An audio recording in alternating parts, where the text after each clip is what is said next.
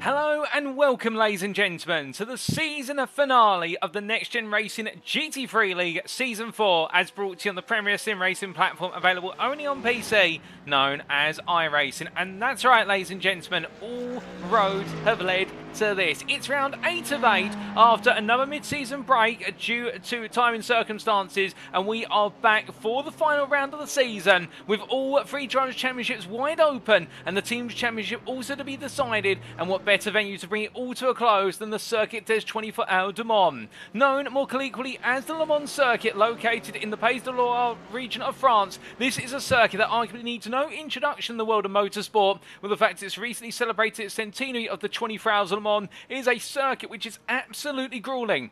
And if you ask many a driver in the real world of motorsport, they say you don't come to the end of a race at Le Mans, you outlast the race at Le Mans. Given the fact that this circuit will see our drivers run for over 75% of the lap at full throttle, it means it is a circuit that is just about mechanical reliability, just as much as it is about driver consistency and pace over lap to lap. But as our drivers get ready to go racing today, we're going to be concluding with our final race of the season as an endurance race round. And as we can see, our schedule only consists of one item today, times in British summertime, that's BST, or alternatively Universal Coordinated Time +1 at UTC +1, and it will be a 120-minute endurance race, and that being at what will be 8 o'clock this evening, as we do see there the time being revealed, and we are only currently 14 minutes away from going racing. But as all of our drivers get set, indeed it is going to be a thriller to bring things to a conclusion, and you're tuning into this live via one of 3 media platforms for your viewing pleasure. Firstly, if you are following on an official NXTGEN Racing media channel, you could be tuning in right now via the official YouTube channel, that's NXTGEN Racing on youtube.com,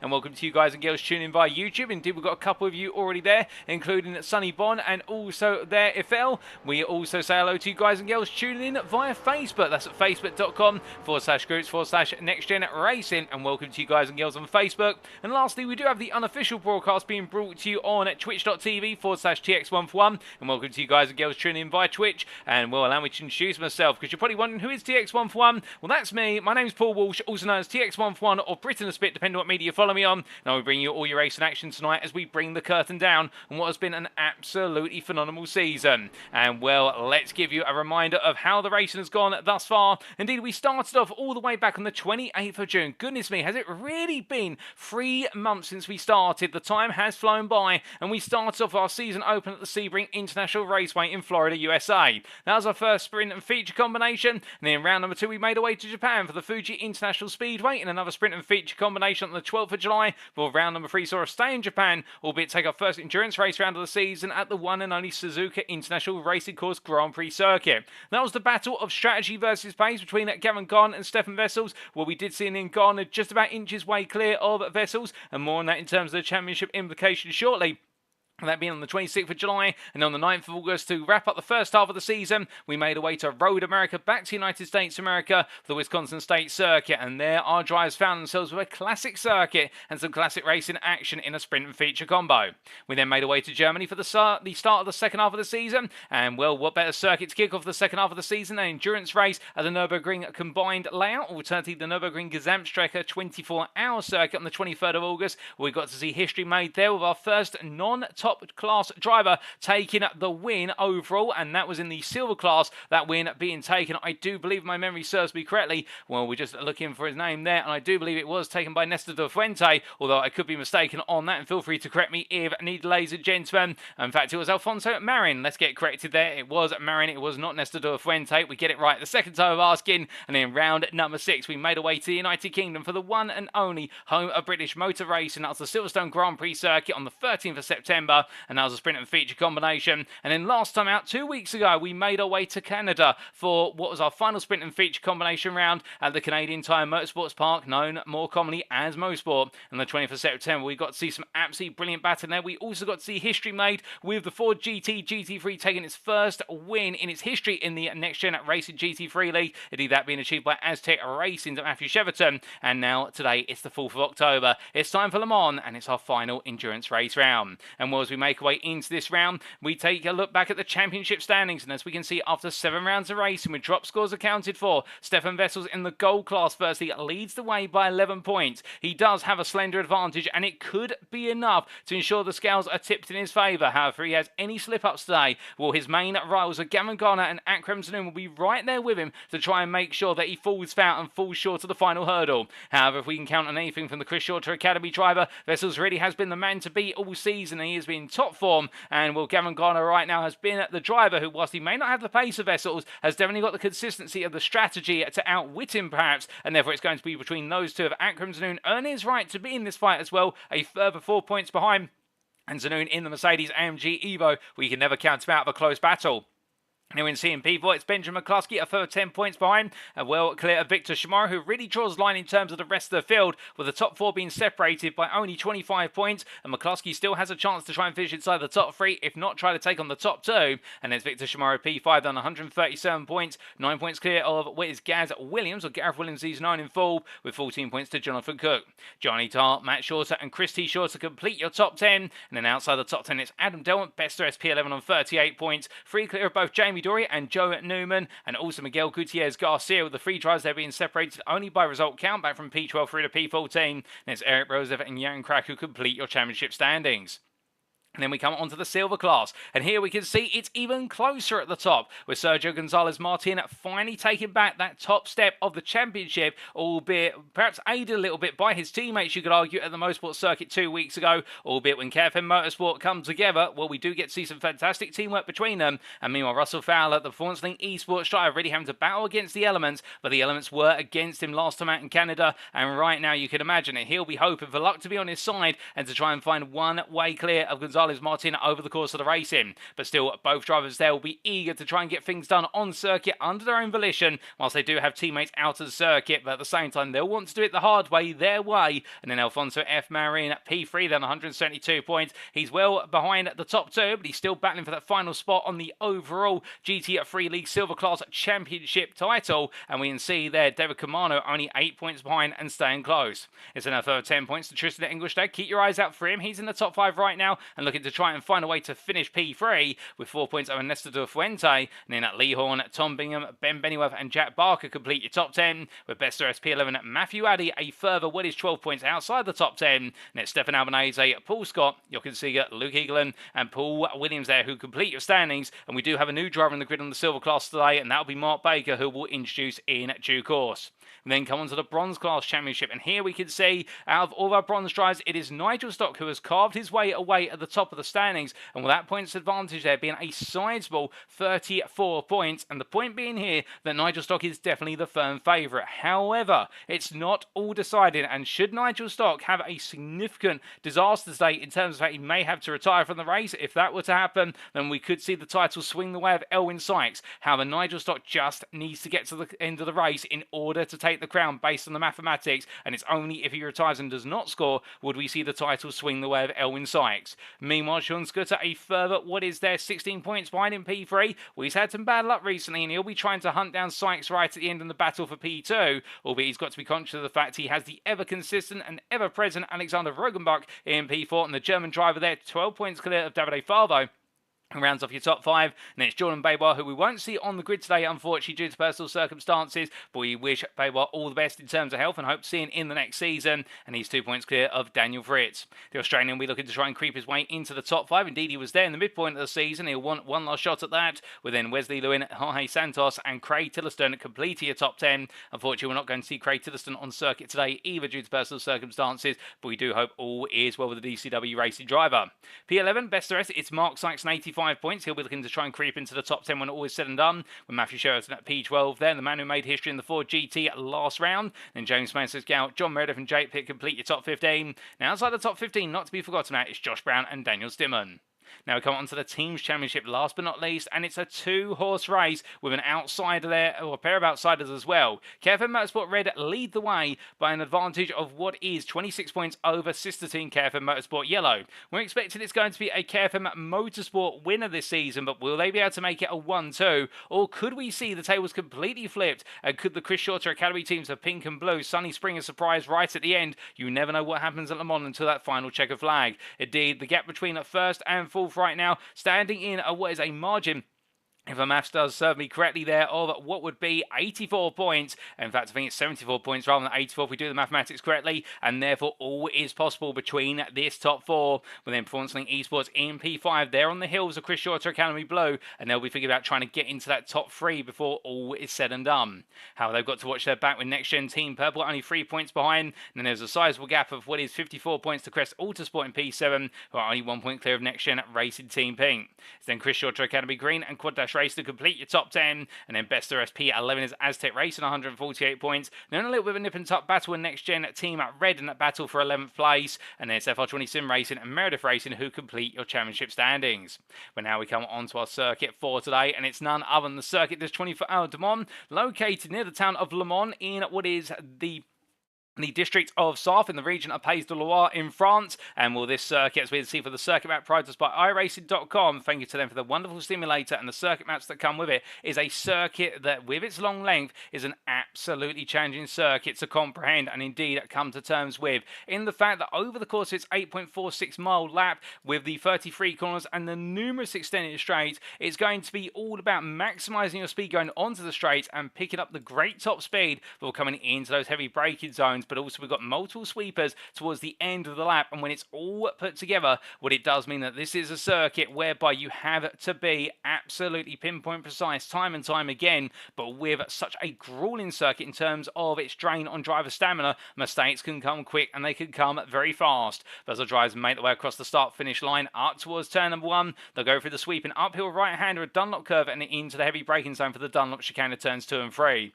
Out of there, they'll look to gun the throttles. They make their way over the crest and the Dunlop Bridge through turn number 4 and down in towards the exit of turns 5, 6 and 7, where it's all about direction change and setting up the car for the run into Tete Rouge at turn number 8, a corner that can make or break the run onto the extended Mulsanne straight as our drivers make their way out of turn number 8 through the kink of 9 and 10 and onto the Mulsanne straight.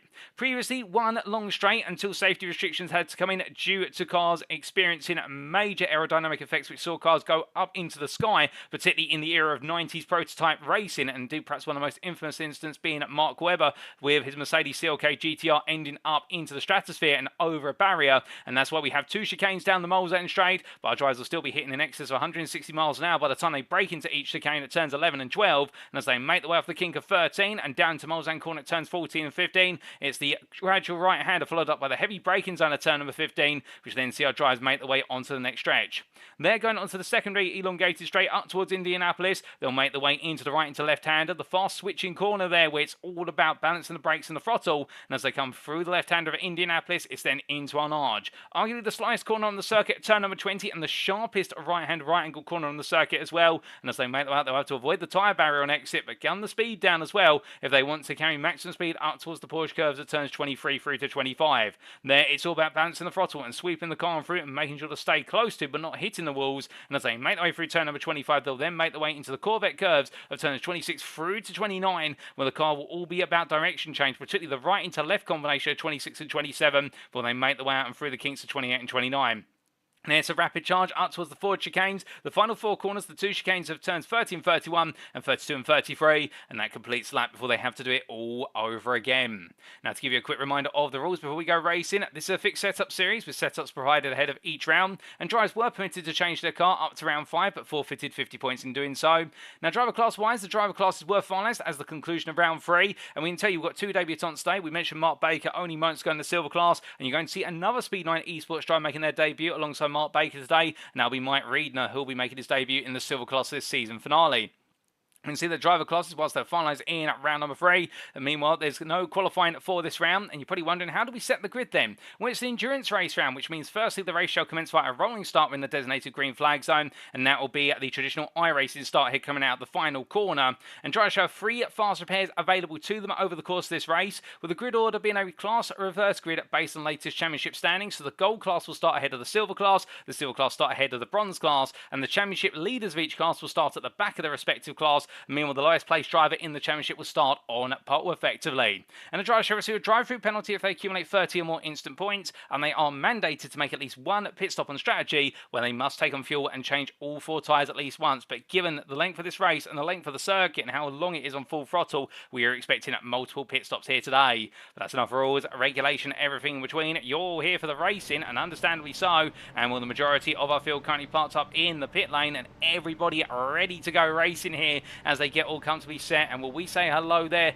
to what is a good number of you in the other chats as well? Or don't be shy, feel free to say hi if you're tuning in via Facebook and Twitch right now. Don't let the guys in YouTube have all the glory in the chat. We can see all 3 of the chats here, and well, as our tries all get ready, well, we do look to Sean Scooter in the bronze class, the Chris Shorter Academy blue driver, making his way on down Mulsanne here, and really looking for what is a turnaround in fortunes after the difficulties of the last couple of rounds. And as he makes his way down towards the first of Mulsanne chicanes here in the BMW M4, we are expecting the BMW to be quite a fast car here with regards to its abilities under pace to go well. And as he makes his way on through the chicane and onwards to what will be the second Mulsanne chicane, charging on through, we're getting ready to head down to the braking zone. I haven't really had a chance to catch up with any of our drives in the build up to tonight, but I did have a quick sneak peek in the Performance Link Esports garage as we get the checkered flag here for this final practice session. I can tell you one thing, they are absolutely determined to strike back at KFM Motorsport and get this man Russell Fowler to secure that silver championship win. But without further ado, ladies and gentlemen, it's checkered flag time, the practice session. That can only mean one thing: it's time for us to head to the grid. And as our drivers make their way onto the grid, this is how they'll line up for the final race of the season. Starting on the overall and gold pole, it's Jamie Dory for NXTGEN Racing at Team Pink. He's joined on the front row by Gianni Tahar for Quad Dash Racing. Then behind on row number 2 is Jonathan Cook for Performance Link Esports, who's joined by NXTGEN Racing Team Purple's Gaz Williams. On row number 3, we have Victor Shamara for KFM Motorsport Yellow, joined by Benjamin McCluskey for NXTGEN Racing Team Purple. And then starting P7 on the full row, it's Gavan Gardener for NXTGEN Racing at Team Pink, joined by his main championship rival of Chris Shorter Academy Pink, Stephan Wessels. Behind them, on row number 10, starting off on pole for the silver class, it's Paul Williams for Speed9 Esports. He's joined on that front row of the silver class by Nestor De Fuente for KFM Motorsport Yellow. Then Tristan Englishlow starts P11 best the rest on row 6 for Quad Dash Racing, joined by KFM Motorsport Red's David Camano. Then on row number 7, we have Alfonso Marin for KFM Motorsport Red, joined by Performance Link Esports' Russell Fowler, with Sergio Gonzalez Martin started P15 for KFM Motorsport Yellow and concluding the silver class as bunched together. Mark Stykes starts P16 there on bronze pole for NXTGEN Racing at Team Red, and he's followed up by Jorge Santos and CSA Pink's Wesley Lewin on the 9th row of the grid. And then the 10th row goes to the pairing of what is there Davide Fava for CSA Blue and the proactive Alex Rogenbach. On row number 11, it's Sean Scooter for CSA Blue and CSA Green's Elwin Sykes. And then Nigel Stock starts P23, of course, the championship leader in the bronze class. And then starting up from the back of the field, it will be Mike Reedner for Speed9 Esports, who's on that 12th row. And behind the pair of them will be Mark Baker, who starts last but not least P25 for Speed9 Esports. And I do believe Tristan Engelstad has made his way already into the pit lane. He's not starting on the grid, so perhaps this is a tactical decision for Quad Dash Racing driver as they all get ready to go, ladies and gentlemen. But indeed, a couple of drivers perhaps opting to start from the pit lane. Well, just one in this instance, perhaps using it as a bit of a safety measure. But as we get ready to go racing, we are only a moments away now from green flag and lights out. Away we go for the final time this season as the safety car brings our drivers on through the exit of the Porsche curve shortly, and then onwards towards the Corvette curves, albeit we've got some time, and everybody will be absolutely itching to go green flag racing here. And I'll tell you one thing, all the drivers were dismayed when we did have to delay this final round of the season until the start of October due to timing and also the issues with our previous rounds with the recent iRacing updates. But still, we've moved past all that, and right now we are here on the tarmac in France, and we are only 4 corners away from going green flag racing at Le Mans. It's not quite the 24 hours of Le Mans, but it will feel like 24 hours for some of our drivers. It's 2 hours of racing at the circuit to 24 hours de Mans, and who will be taking the championship crown? Will it be Stephan Wessels or Gavan Gardener in the gold class? Will it be in the silver class, Russell Fowler or Sergio Gonzalez-Martin? And in the bronze class, can Nigel at Stock get the job done, or will there be one last twist in the tail versus Elwin Sykes? And then the team's championship, will it be Kevin Mosport red, Kevin Mosport yellow, or Chris Shorter Canopy blue or pink who take the crown? All that and more is about to get underway as our drivers make the way through the last couple of chicanes, and we wait for Jamie Dorry to take us to the green.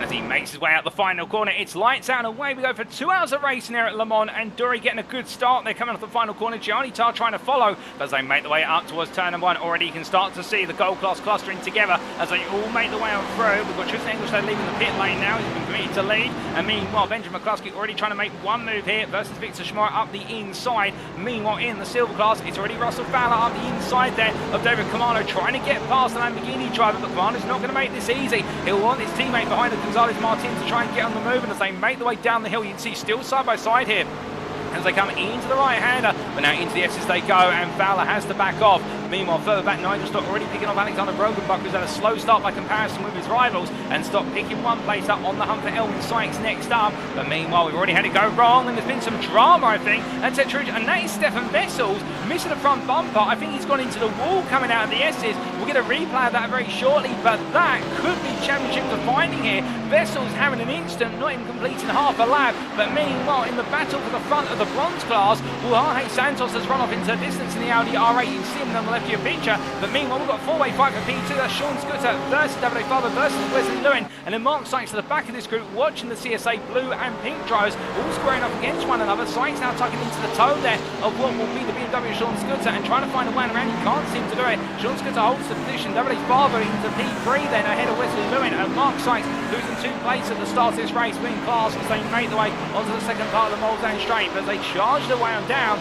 Well, meanwhile, we do look to Victor Shimura here, who's now starting to fall backwards down the order versus some of his silver counterparts. Paul Williams and Alfonso Marin both coming on through and making the way up towards the next corner here onto the brakes. They get ready to go, and with the KFM Motorsport yellow driver definitely right now, I think feeling as though this could be a race on strategy rather than pace for him. And do keep in mind on these long straights you've got the ability to siphon fuel in terms of slipstream off of another driver, and therefore you can save a couple of litres from lap to lap as our drivers make the way on through, and that could play a difference in terms of the pit stop times as they make the way on down here. Well, right now Paul Williams under pressure from Alfonso Marin, and well, the Britain here coming down into the braking zone. The Ferrari on the right, you picture the Ferrari 488 Evo. Meanwhile, on the inside, that's Alfonso Marin in the Mercedes AMG Evo, and Marin's going to go for the move here. Williams is going to hold position behind, doesn't really fight it too hard, knowing that now the next run's the most important one as we jump on board. The Speedline Esports driver gets it a bit wrong coming out of the corner there, and that's going to cost a bit of speed. In fact, Marin's going to pull away.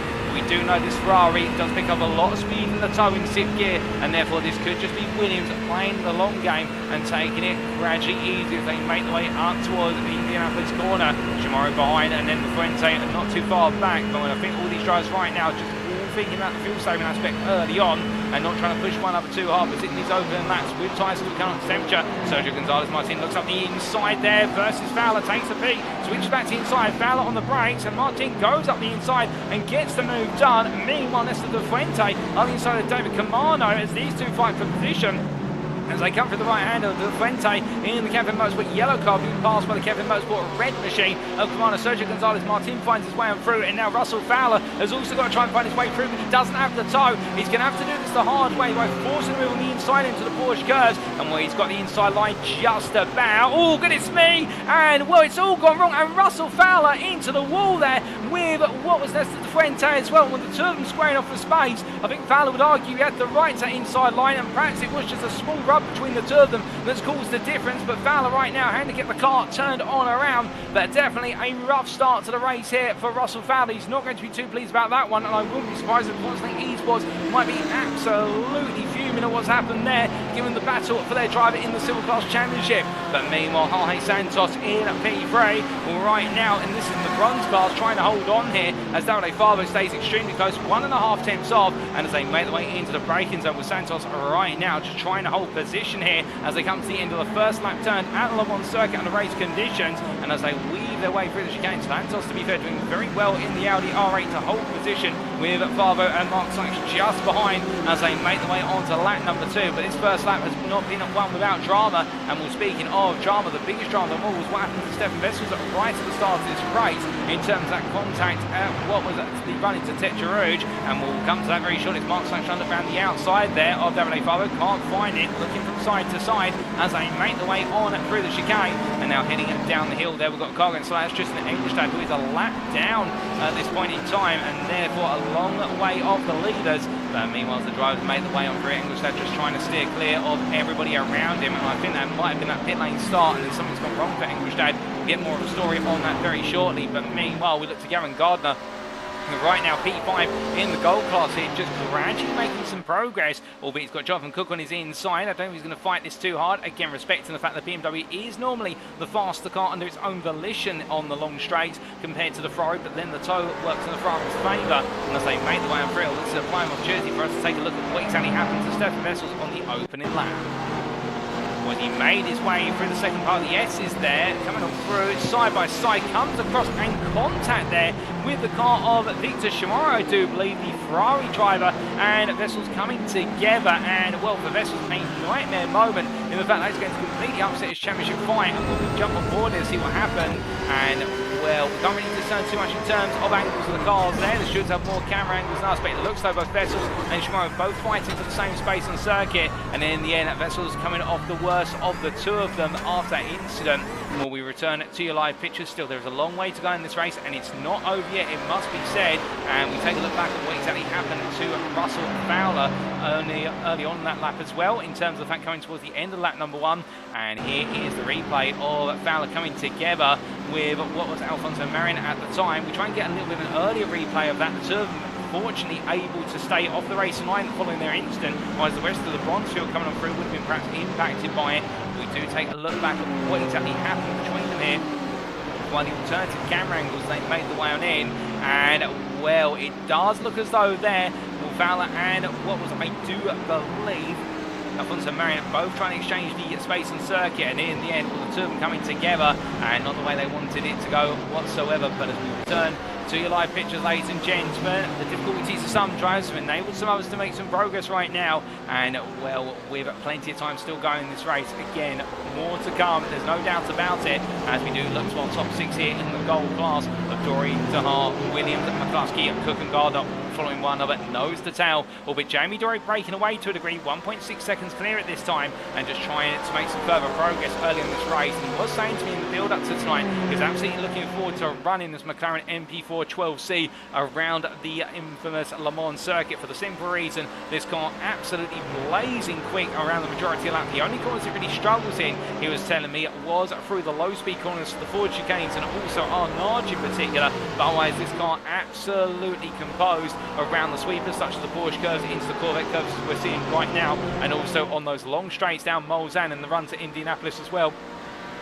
The car very strong on the straights under its own speed, and therefore right up there in the high-speed stakes. But meanwhile, Gaz Williams here looking for that potential move, trying to look around the outside versus Gianni Tahar as they head into the braking zone. Can't quite find it. McCluskey tucks in behind, and then Cook, and then Gardner. And as they come to the end of lap number 2, let's take you through that field after 2 laps racing. In the gold class, currently it's Jamie Dory who is your overall leader as well as gold leader, ahead of Gianni Tahar by 1.9 seconds, who's P2 for Quad Dash Racing. Gaz Williams P3, and Benjamin McCluskey, his teammate for NXTGEN Racing Team Purple, they're P3, P4, and then Jonathan Cook P5 there for Performance Link Esports, head of Gavan Gardener P6. You've then got Sergio Gonzalez Martin, who's moved forward to the leader of the silver class for Campaign Motorsport Yellow, and more on his way to securing his silver class trophy right now in terms of that championship crown. The Spaniard ahead of Paul Williams P2 in the silver class. They then got bronze leader Sean Scooter just behind them in P9 overall for Chris Shorter Academy Blue, and it's David Camano P10 overall at P3 in the silver class, ahead of Alfonso Marin, who's best there as P11, P4 silver, and then we have Victor Shimaro P12 ahead of Davide Favo, who is currently your second place bronze driver, P13 overall ahead of Elwin Sykes, P14 third place bronze, and then Nigel Stott rounds at the top 15 overall with 4th place in the bronze class, currently with Mark Bacon just in Englishstead hot on his heels and looking to make some further progress. But as they make the way on around, we do apologise. We did say that Tristan Englishstead was a lap down. That's a glitch on our timing screen. In fact, Tristan Englishstead left the pit lane and was on the same lap as the leaders. And and while timing screen not able to cope with that, it has refreshed itself now. Another driver's made the way on down the straight here. Right now, Stock trying to get a bit closer to the back of Sykes, but knowing he's got all the time in the world, and all he needs to do is finish this race to take that Bronze Championship crown. He doesn't need to beat Elwin Sykes. Indeed, efficient as they are right now would be enough. But of course, the driver, when you're going to look at winning the championship, the one thing you want to do is you want to end the championship. You can take that crown with a win as well. It's almost as if it's the cherry on top of the proverbial cake. As we see Tristan Engelstad and Mark Baker swapping places there. And Mark Baker slowing and lifting off on the inside into the first of the Mulsanne chicanes. And I suspect that may be a tactical move from Mark Baker to save as much as possible. Canadians glued to the toe then of the Quad Dash Racing 57 Mercedes. And as they make their way out towards the second Mulsanne chicane, well, Mark Baker playing the long game. We do know that Baker, a very smart driver in terms of he's got a lot of pace under his fingertips, but he's also one of those drivers who really knows how to get the most out of the car, much like Gavan Gardener in the gold class. And the fact they both know how to make that fuel tank last a lot longer than other cars. But meanwhile, we do look here to Paul Williams, who's under a bit of pressure. The overall position by Sean Scooter, the bronze leader, coming from the left-hand side here. And Williams will probably do the same as Baker. He'll just let this go and let the two of them swap places and look to come back later on, given the fact they're in opposing classes as well. It does mean there's no real value in them fighting. It's better for them to arguably work together here for the greater cause of their own individual races. But as they make the way onwards towards Indianapolis, meanwhile, Gianni Tahar calls in the gap to himself and Dory to open up even more. Do keep in mind, however, that Dory does not have the option to really fuel save unless he starts with a bit of lift and coasting into the braking zones. So therefore, Gianni Tahar is putting himself in a bit of a position here where the drivers behind will now be thinking, are they losing too much time to Dory, or are they actually quite comfortable with the fact they're only 2.5 seconds behind? But this gap at the moment seems to be open up on average about 7/10 a lap to Dory, which isn't much when you consider individual laps around the Le Mans circuit, but it is time that will be felt in the pits, given the fact we are expecting pit stops, the first pit stops which to come around the 45-minute mark of this race, if not a little bit earlier. We're expecting this to be a minimum of a 2-stop race. We break it up into equal components, although I think some drivers will look to try and extend that open stint as much as they can as they roar their way past our stationary camera. They're going through the Porsche curves. And as they come on through, we do say hello there in the Facebook chat to Katie Eames. I'm doing very well, Katie, and absolutely glued to my seat to see how it all ends in the championship here. And I hope you're doing well as well. Right, make the way onwards towards the Ford chicanes here. Well, Tahar again and slightly off racing line. They're coming through the Corvette curves. Opens up the next corner. He's got to be careful of that, given the fact if he does hit that entry curve on the pit lane entry as well, a bit too hard at the square, and it can unsettle the car. This Mercedes does go well over curves, but even at the best have their limits. And as he makes one to another lap, well, Jamie Dory sets a new fastest lap of this race, a 56.781. Drives behind all set personal best, but Tahar definitely right now calls in the gap in the field to open up as they make the way on through. And we look back to then to Sergio Gonzalez in the second pack, and right now he's running P7 as your silver leader with Sean Scooter behind, and Scooter is coming on faster. It should be pointed out that last lap Scooter took 8/10 out Gonzalez as they make the way in towards the Dunlop chicane once again. And well, 12 minutes into this race, still plenty of time to go, but the drivers right now I think starting to look at their respective strategies. We see Tristan Engelstad looking up the inside of Elwin Sykes to go around the outside there in the run on through the Dunlop chicane, and well, Sykes out of position. Nigel Stock getting very close here, and he's going to look for the run down the hill into the S's,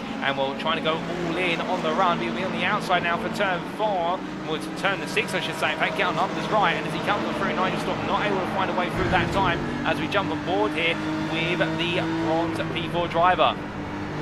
As he comes on through, trying to battle for third place in the class and trying to take it off of Elwin Sykes now in the toe here, and building up speed in the long run down the first part of the Mulsanne straight, and we're getting closer and closer as he brings the car into the right side. This is with the inside of the chicane. I mean, he feels as though he can now get ahead. He'll be side by side with Sykes all the way down as they make the way through the tree line here and up towards the first braking zone. And we're looking at 2 of the blimp cameras side by side as they make the way in to said braking zone now. Stock's got a nose ahead, and well, you can see Sykes, they're trying to come back, trying to go around outside to inside here through the chicane. He's going to do it, Elwin Sykes, as they make their way through. Mark Baker gets very close here, and Stock, in fact, finds himself offline and out of position as they now make their way up to speed on the second part of Mulsanne. And Baker right there behind, only 3/10 off. Behind them, we've also got the battle you can see in the rear picture of Mark Sykes versus Wesley Lewin, as they look to go side by side down the second part of Mulsanne. They're slowly focused on this leading battle first, and well, this is between the two major rivals in the bronze class championship for the championship win. And Nigel Stock this time on the inside into the second chicane, and well, he'll be hoping that this time Sykes is not able to make his way around the outside to inside. Indeed, Stock there shuts the door firmly as they made the way through, realising perhaps the mistake or the leniency he gave to Elwyn Sykes in the first chicane, and Nigel Stock makes his way into P3. But remember, we've still got 2 straights to go, and therefore we could still see Elwyn Sykes make his way close up behind and look for a return move as they make their way down towards Mulsanne corner. Meanwhile, the battle between Wesley Lewin and Mark Sykes is Wesley Lewin who's held on for position there. P5 for CSA Pink in the bronze class as they head on down. And meanwhile, we look back up to what is here your gold leaders already. The gold battle for P2, the train behind Gianni Tahar, and meanwhile side by side there goes Jonathan Cook up the inside into Indianapolis at turn number 18 versus Benjamin McCluskey. McCluskey just lets it go, and as they make their way in towards Arnage, McCluskey looks to come back here, doing a feint to the outside, then back to the inside, trying to get into Cook's head to get him to make a mistake, but they stay as they are. But notice how this little bit of scrapping and fighting is causing them to fall a bit away from Gaz Williams, who now does have 6 steps between himself and Cook, albeit Cook will close back up. That's the forte of the BMW, is in the fact it can close the distance on the straights and a little bit more comfortably by comparison.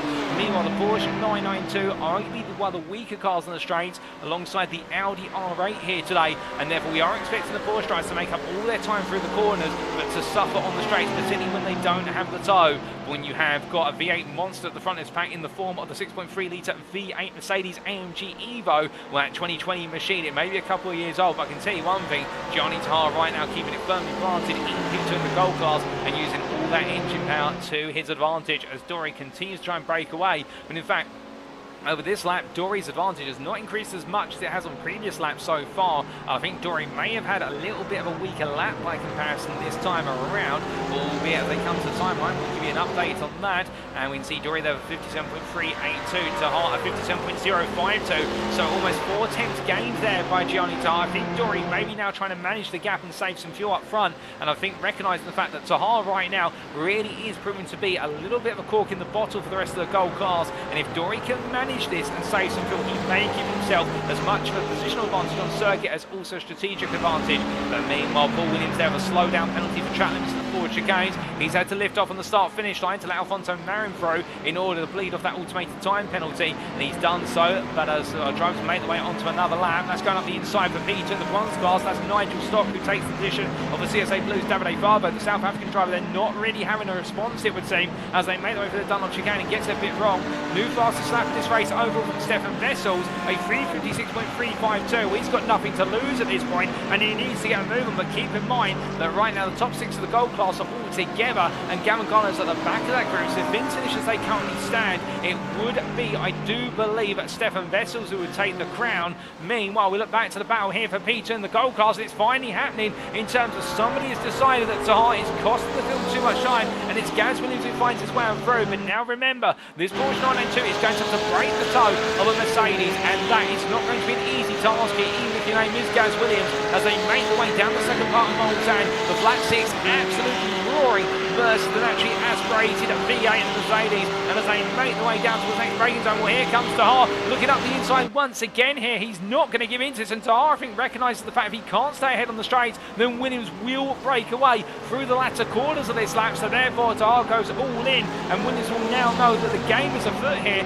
and well, right now Tahar is going to be giving Dory breathing room to run away with things as they make their way on down towards Mulsanne corner. McCluskey being patient, the same for Cook. Garner at the back of this group, and Gavan Gardener right now is the man you need to watch out for the simple reason he will be saving fuel plenty in that Ferrari, and therefore he may just be able to leapfrog this entire pack when they come for the first pit stop. As they make their way down, we've got quite some time for those pit stops again. Just to remind you, we are looking at this race being a 2-stop on strategy as a minimum, with pit stops being every 40 minutes or around that window with some variation between drivers, and therefore it does mean that right now we are only halfway into this first stint, and a lot of drivers will be gradually sizing up where their strategy sits, as meanwhile see Tristan Engelstad up the inside of Paul Williams there as they make their way on through what is Mulsanne corner behind Victor Shimura, and it looks like Williams may have a bit of front bumper damage on the car there. Looks like the front bumper just slightly coming away from the bonnet in terms of the leading lip edge, And as they make the way on down, where's the run towards Indianapolis now? Well, Williams in the Speed 9 Esports machine. Well, he'll try and stay close to Ingolstadt as they power the way on down here. He'll be hoping he can stay in that tow as they make the way towards the next braking zone. But Shimaro gets in closer and closer behind. I think he'll be looking more in his rearview mirror and wonder if the gold driver is going to try and seize an opportunity. As they come through the right into left, they stay as they were. Meanwhile, Mark Sykes on the back here. Wesley Lewin, NXTGEN Racing Team Red driver, he's thinking about it. He's probing for a move. Can he find it, however? And the answer is no, not this time. In the battle of the Ferraris, the great little battle between these two in the battle for P5 in the bronze class. They've both been even over each and every lap so far. Nothing between them in terms of lap time. And, well, for Sykes, definitely eager to try and find his way on through. Because right now, Sykes, I think, feeling as though he's got a bit more pace in the tank on this lap at least, as they make the way up towards the Porsche curves. Well, right now you can see that gap, 4 tenths. They made the way out of Barnard. It'll be 3 tenths by the way they get into the curves. And well, can he find a way to get the move done at the end of this lap? I think it's going to be a bit too far away to look for into the Porsche curves here, but if Sykes can carry all the speed he needs, albeit that dirty, yeah, that one evokes some understeer, but a nice run into the start of the curve sequence and a good early turn in there. That's going to get him nice and close onto the back of Lewin. But the problem is now that he's got to try and find a way to stay within 2 tenths all the way through up towards the Ford chicanes. And it's much harder said than done as he takes a bit of grass there with the right side tyres going into the Corvette curves, and that costs Sykes the ability to carry the speed. That costs him the best part of 4 tenths there coming on through. Turns 27 through to 29, and therefore Sykes is now going to build up once again. You can see he's trying to find ways to turn in a little bit earlier to go on the offensive, and as he makes way through, new fastest lap of this race from Tristan Engelstad overall at 3:55.742. The lap times are coming down, and Engelstad now getting the hurry on as we see Sykes crossing the line here, P6 behind Wesley Lewin.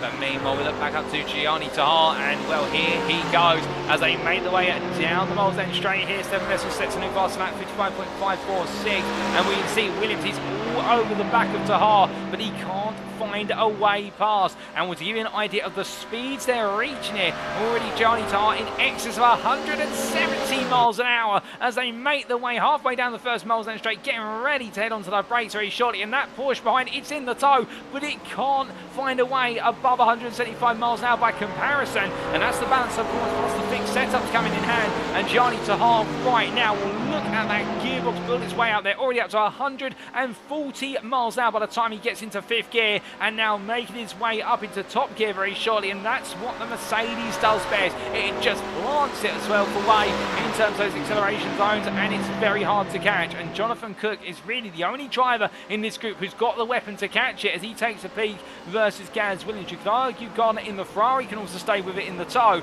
but the point being here, the Porsche drivers of what is Williams and McCluskey really struggling here. And whilst the gap to Jamie Dory at the front of the field is only 2.4 seconds, that gap sitting quite stationary at this time, I would imagine that Jamie Dory right now is managing that gap intentionally in order to save himself some fuel and guarantee that he has the chance to come out in the lead. Given the drivers behind here in this pack, they will all be doing some of their own fuel saving, but patience is running thin here for NXTGEN Racing Team Purple. They want to come through, particularly Williams, and Jonathan Cook as well is definitely starting to send a message, I would say, which is that if Williams can't get the job done, then Cook will do it for him. But as they make the way onwards towards the next stretch, we look to Tristan Engelstad, a man who is not waiting around here, as he looks up the inside of David Camano and the Quad Dash Racing driver on the inside, looking for the move in the number 57, goes on the brakes versus the Lamborghini Huracan Evo. He gets it hooked up, and now he's got to try and break away. And the Mercedes drivers here definitely coming alive, as we do see in the foreground of the picture Sergio Gonzalez Martin. And I do wonder if KFM Motorsport right now are perhaps a little bit concerned that whilst it's not going to spoil their party for their silver class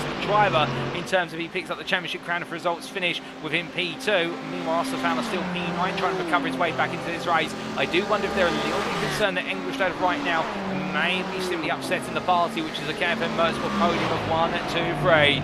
Well, as they make the way on through here, the Scandinavian driver Engelstad definitely looking as though he means business as they make the way out of Indianapolis and up towards Arnage. Alfonso Marion behind, and it does seem as though the Mercedes drivers right now starting to pick up the pace, with some of the other machines are starting to fall slightly behind. But we are over 20 minutes into this race. We are at the midpoint of the first strategic run, and that could be starting to open up some opportunities for our drivers here in terms of how they get themselves set up for success. But as we do see him powering his way onwards and through in towards the Porsche curves here. Alfonso Marin right now on the back of Camaro, but he won't put too much pressure on his teammate for the simple reason the Gavan Mosport Red Duo, they've got a team championship to make sure they finish inside the top 2 of to make it a Gavan Mosport 1-2 versus Yellow. But at the same time, it's going to be Red who will want the right to be the #1 team, and Yellow will want the same, of course. So there's a little bit of an inter-sister team rivalry. As we look back here to Wesley Lewin, notice how Elwin Sykes has fallen back into the clutches of both Lewin and Mark Sykes.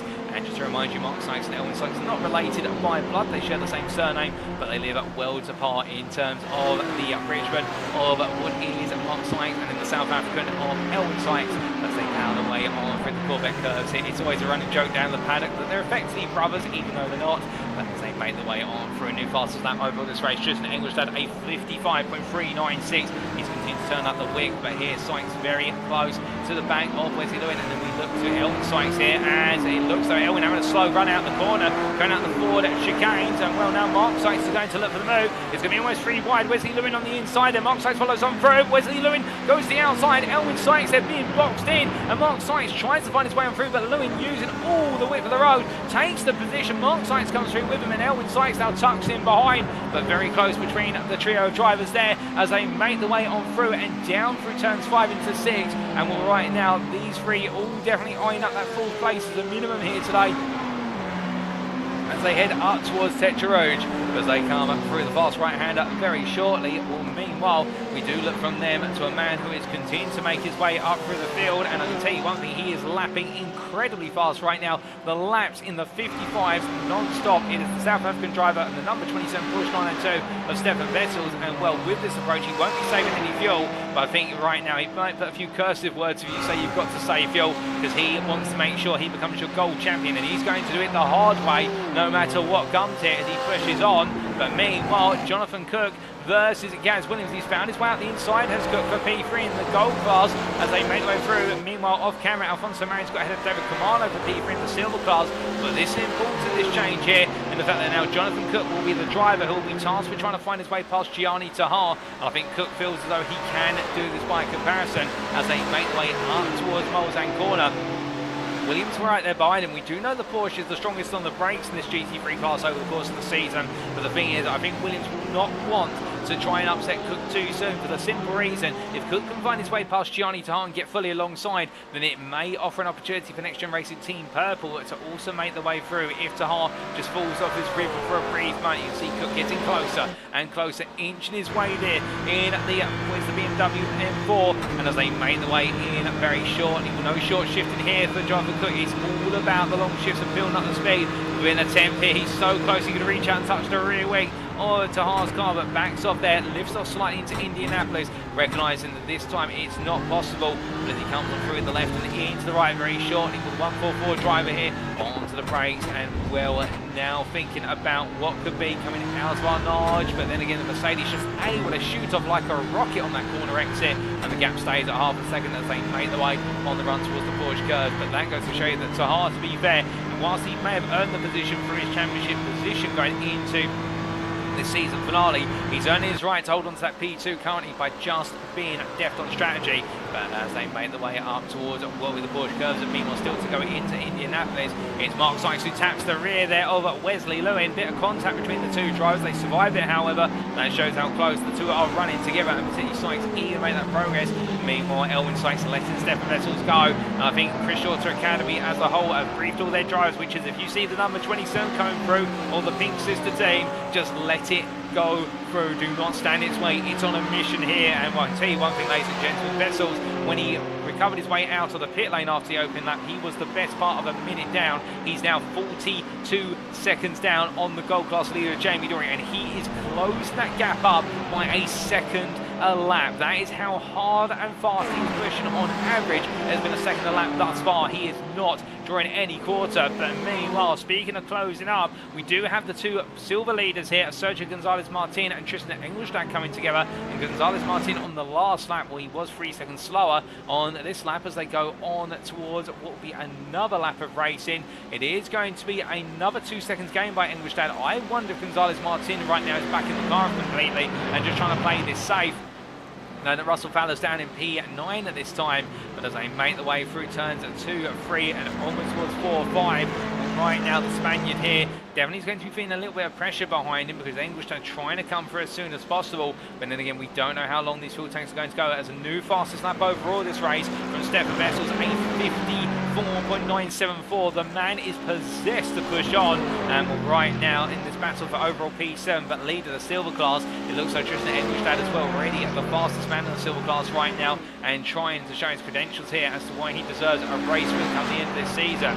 But looking from them for a brief moment, Jonathan Cook trying to go inside to outside here through Mulsanne 1, and as he does, he's going to get it done, is Cook, but now he's going to be under pressure to try and out-drag the Mercedes down the second part of Mulsanne. You can see Tahar tucks in behind. The BMW does have the initial speed in third and fourth gear, but now as they make their way into fifth and sixth, this is when the Mercedes claws it back, plus also the toe in effect. Cook goes defensive, knowing he's got to try and keep that Mercedes behind him, so that way he's got the chance to force it into P3 and force it back into the clutch of the Porsches. But meanwhile, Tahar says, no, I'm going to go around the outside with the door up between the two of them, almost there. Looks like there was more netcode contact if there was any contact, and as they come from Mulsanne 2, Tahar off balance, he comes out the corner, does not get the speed he wants. Cook gets the job done, he puts a whole second between them, and now the tap flows here. It looks like everyone's going to find their way past Tahar, or force their way past, as we do see at the NXTGEN Racing Team Purple there of Williams and McCluskey, literally bumper to bumper as they try to drag race their way past Tahar, but Tahar's still down the outside. He's not going to give in as the Dutchman without a fight, but in the end they do find their way on through, and well, Gianni Tahar loses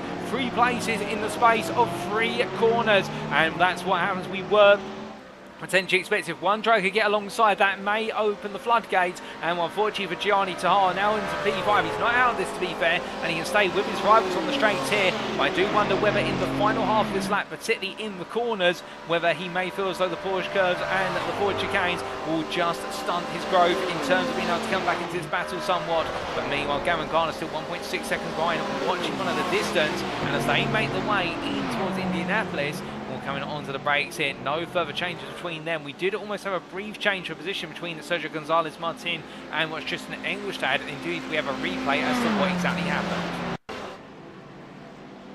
In fact, Tristan Engelstad had got ahead coming into Mulsanne, but I think he's picked up a slowdown penalty, which he's had to serve, and he's pulled off race 9, so let's Sergio Gonzalez Martin back on through.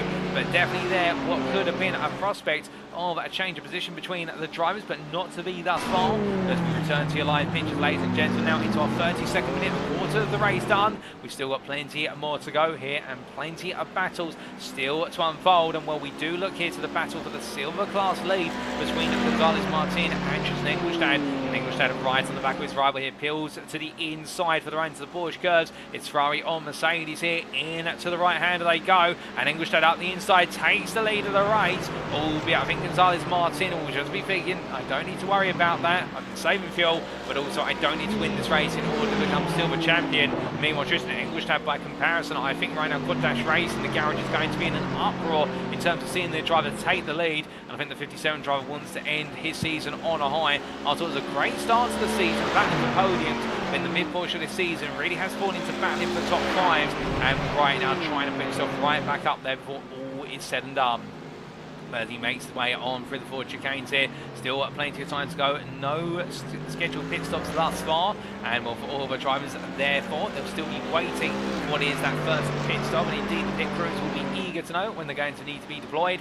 But as they make their way up towards another lap here, meanwhile we look back to the battle of the 2 Sykes, of Mark Sykes versus Elwin Sykes, and it does look as though Elwin Sykes still watching on at a distance here. He's got the company of Mark Baker behind him, the silver class P6 driver, as they make the way out of the Ford chicanes, and as they do, well, I think that is Mark Sykes going slow there due to a slowdown penalty. He's had to serve it coming up the final corner, so Elwin Sykes will gain a place. Meanwhile, Wesley Lewin holds on to P4, and really one of the stories of the season, the bronze class, has been Wesley Lewin's gradual rise up through the ranks. At the start of the season was battling to be inside the top 10 of the bronze class, and well, he's picked up 1 or 2 podiums this season in class as well, and definitely right now has been a driver who's gradually come along. He's currently P4, 5 seconds off of Davide Farvo, but still the CSA pink driver making sure to earn his place there inside that top 5 in the bronze class, and doing it the right way in the Ferrari 488 Evo.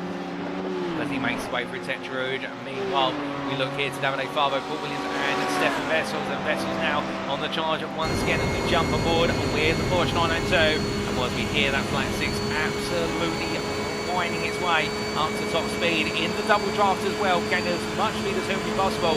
And Williams then pulls down to the inside. Wessels thinks about it as well, but in the end just lifts off the throttle, lets the car settle down and settle in behind. A smart move there from Wessels, I think, rather than try and make it a free-wide procedure at any point. As meanwhile, off camera with Gavan Gardener has found his way past Gianni Tahar. We'll get a replay of that in due course, but here you can see Wessels right now trying to outdrag the Ferrari, and initially does so in the lower gears. And in fact, it does look as though Wessels, with the distance over Favo, is going to get just slightly further alongside. In fact, it will be side by side here as they're about to enter the braking zone for Williams, Molzan 2. And as they head onto the brakes, Williams backs off there and tucks in behind, respect to the fact it's 3 different classes of driver, and he doesn't need to enter this battle and fully commit to it as they make their way out of the second chicane. Now down towards Molzan corner, and will Wessels here will be hoping that Favo will gift in the tow all the way out to the next braking zone, and then he'll come on through before they make their way on towards Indianapolis. As they head down, Nigel Stock is 2.6 seconds up the road and carrying the momentum forward. But as we continue to watch here, Wessels, he'll peel out to the inside. I can imagine the CSA balloon machine at Favo will leave the doorway open. Indeed he does. And Wessels take another place there off one of the sister team drivers. And now up into P14 overall. And he's still got 8 places to go. Whereas the next target will be what is Gianni Tahar in that lead group. He's still got the gold driver Victor Shimaro to overtake, who's in P11. And speaking of Victor Shimaro, here is the Ferrari driver here, tucked in behind what is Alfonso Marin right now, as they make the way through what is turn number 18 to 19 at the Indianapolis curve. And as they come over through, we had a change of position for P5 between Gavan Gardener and Gianni Tahar. And here's the replay of exactly what happened.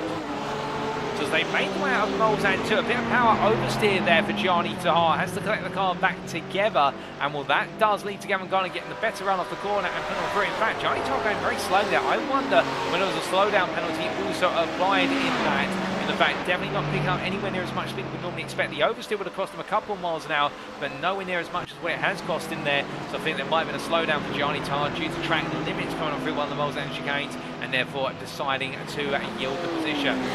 But meanwhile, here we see Alex Rogenbach being passed around the outside by Nestor De Fuente as they made the way on through the second king there in turn number 17. Into Indianapolis they go, and well, Rogenbach right now, after a difficult start to this race, really having to try and recover as they make their way up into our large corner and onto the brakes they go. As they do come through the right hand here, the German driver in the number 70 Lamborghini's had a difficult start to this race, but it's not about how you start, it's about how you finish. And well, speaking of finishing stints right now, Sean Scudder into the pit lane. We believe he's going to be our first scheduled stop of the day here as he comes on down after 36 minutes of racing, and will coming in from the lead of the bronze class, and Nigel Stock, who has been lapping about the same as Sean Scudder, who's gone through to lead this race.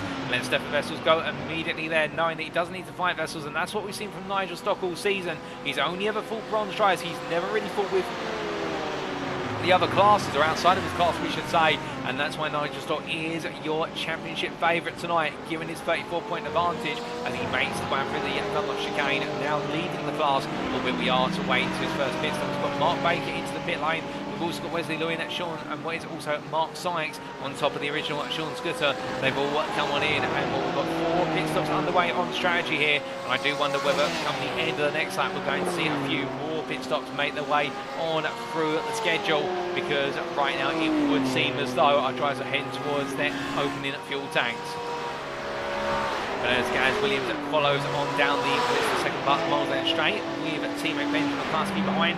Well, the 2 NXTGEN Racing Team Purple drivers, they know how to work together, and they also know how to have a little bit of rivalry between them. But right now it's going to be cooperation first, battle at the end as they make their way through Molzan 2, and we'll hear nose to tail as they make their way all through the second chicane. I think it's going to be McCluskey, who really has had the opportunity to do more fuel saving by comparison, particularly now they've got Jonathan Cook 7 tenths up the road. Cook going quite slowly, in fact, as he makes his way on down the final part of the Molzan. In fact, losing the best part of 4 tenths there. Now, whether that is taking off a slowdown penalty very gradually, or whether he's deciding to really back off and fuel save here, knowing that Jamie Dory is only 2 to 2.5 seconds up the road, well, that is for Cook to tell us. Albeit he can't right now because he's in the car, and we don't have a patch through to the car, and we're going to let him concentrate either way. But here, right now, Cook maybe kind of have a bit of a game of strategy and just seeing if he can save a little bit more fuel before the stint is over and done, as they make their way onwards towards Indianapolis corner. Jamie Dory still your race leader in what is NXTGEN Racing at Team Pink 13 McLaren. But that McLaren, whilst it's had a good time up front so far, we do have to keep in mind here it is gradually being reeled on in by its rivals now that they've been unleashed on to the circuit at full pace. As they make their way in towards our large corner, flames spitting out the back there of the McLaren. Right now we'll have to see what happens at the end of this lap, given the fact we are expecting perhaps a lot of pit stops to occur this time around. Meanwhile, in terms of drivers who are close on the circuit, we have Victor Shimaro versus David Camano as they make their way on down towards Indianapolis corner, and we'll notice that's how they go. We have Camano there still following Shimaro, and well, in fact it's Shimaro following Alfonso Marin. We've got our names mixed up there, we do apologise. And a bit further back it's David Camano, who they're in the People Silver class Lamborghini. So therefore right now it does look as though Shimaro is the gold driver who's in amongst the two silvers, but to pause that fall for a brief moment, we've had an instant from Mark Sykes that's seen him be towed to the pits. And what exactly has happened to the NXTGEN Racing Team Red driver? Well, this was in the run down towards the first Mulsanne chicane, gets hooked up on the apex, but then goes a bit high on the central apex, and that leads to the car coming on around there and, well, hitting the wall on the rear right and quarter panel, and I think that may have damaged the suspension, and that's a disaster for Mark Sykes, who at the time was looking to chase down Wesley Lewin, but I think those aspirations now are definitely going to become unfounded in the fact he's in the pits, he's had to have repair work done to the car immediately, and he will have the tow time to contend with as well, given the fact he did tow the car in on the opposite end of the track to the pit lane. As the drivers have made their way towards the end of what is for them now lap number 10, where everyone's going to be coming into the pits here. Will we see anybody stay out for another lap? If so, that will be some phenomenal fuel saving work, it must be said. I think everybody into the pit lane, we've got all of our gold leaders there already being serviced. And do remember, if they're doing multiple pit stops, they can split the tyre changes over the course of the pit stop. They don't have to do all 4 tyres, they can just do 2 or even 1. And well, as they all sit there right now, we're just waiting to see who is going to be the first one out of the pit lane here as they get ready to go. The circuit falls silent for a brief moment, and as they all get ready to make their way on out, everybody right now with the pit crews furiously working, and coming down off the jacks there was none other than, I do believe, Gianni Tar, but Jamie Dory is the first one out. Meanwhile, it's McCluskey and Williams side by side. Cook as well. It's 3-1 coming out the pit lane, and as they all make the way back on through, where it is going to be Williams who just sneaks on through ahead of McCluskey. Jonathan Cook falls back to P4, so Cook, whilst he was P2 when he came into the pits, he's lost 2 places there in the strategic battle. Meanwhile, Gavan Gardener and Gianni Tar come out P5, P6, so therefore no change between them. Garner still at a distance, and Tristan Engelstad meanwhile has come out the pit lane, your silver class leader, with Sergio Gonzalez Martin not really gaining in the pits by comparison as they make them through. Nestor De Fuente has come through into P2, but remember he did take a pit stop early on in the race due to damage picked up on the opening lap. So therefore his pit stop's not truly indicative of where he is in the race in terms of strategy. He is at 1 pit stop down on the rest of the field, but Tristan Engelstad in a very lonely lead right now for Quad Dash Race in the silver class, but I don't think he'll mind that given the fact that everything seems to be coming up his way. As we do look back to the battle for P2 here in the silver class, in the gold class I should say, Jonathan Cook will go very slowly down the Mulsanne straight, and I do wonder whether with all 3 drivers being together in the run on out the pit lane, whether perhaps one of them has picked up a slowdown, whether it's Jonathan Cook in particular, or alternatively whether Cook's just picked up a slowdown from Tetra Rouge potentially. We unfortunately don't have that data available, but Cook definitely losing the pace and falling behind Gavan Gardener as well, which is not a good sign for the Performance Link Esports driver. Meanwhile, Gianni Tar much further back now after that pit stop, and we did spend an extra half a second in the pits, an extra 2 seconds in total compared to his role, so losing significant time. But here comes McCluskey trying to look for a way past Williams. Well, I think again having to hold a station here, respecting the fact their fight is not between each other right now, it's between them and Jamie Dory, who's 3.2 seconds up the road from McCluskey, 3 seconds from Williams, and Dory in fact able to stabilise that gap. I think the free wind out the pit lane definitely cost them a bit of time, but the point being here that Jamie Dory right now measuring and managing this race very well indeed, as meanwhile Russell Fowler, who's yet to take his first strategic pit stop, makes his way past Nestor De Fuente, and the Performance Link Esports driver here, well, he's still got a pit stop to go in terms of his first one before he considers his second, so therefore he's out of sequence, but pushing on here and just trying to find a way to get back in the hunt for that silver championship crown, albeit right now it's a long way to go, and he'll feel it as meanwhile we do look back to the Speed 9 Esports pair in the silver class, Paul Williams and Mark Baker, as they follow Wesley Lewin down the the second part of Mulsanne, we should say. Side by side they go, and it's Baker who goes on the inside of Williams here as the two of them work together to try and make a bit more race time and look to hunt down Wesley Lewin. As they charge their way up to speed, we do look at those overall standings, and as you can see, it's still a top 6 of gold, followed up by winners 5 of our silver drivers, and then we do have a mix of gold and silvers before we do have the main bronze trio of Stock, Father and Lewin together, and well, just behind them is the silver hair of Bacon Williams, who you're focused on, and then it's Elwin Sykes, head of Sean Scooter, and as our drivers have made their way on through, Sean Scooter has made 2 pit stops thus far. In fact, Sean Scooter having a pit stop, I do believe, quite early on in this race, and now having another. So Sean Scooter having a difficult day at the office as well. Mark Sykes has unfortunately been confirmed as our first retirement from this race due to the damage picked up coming out of the first Mulsanne chicane. So we do have 1 retirement out of our 25 starters.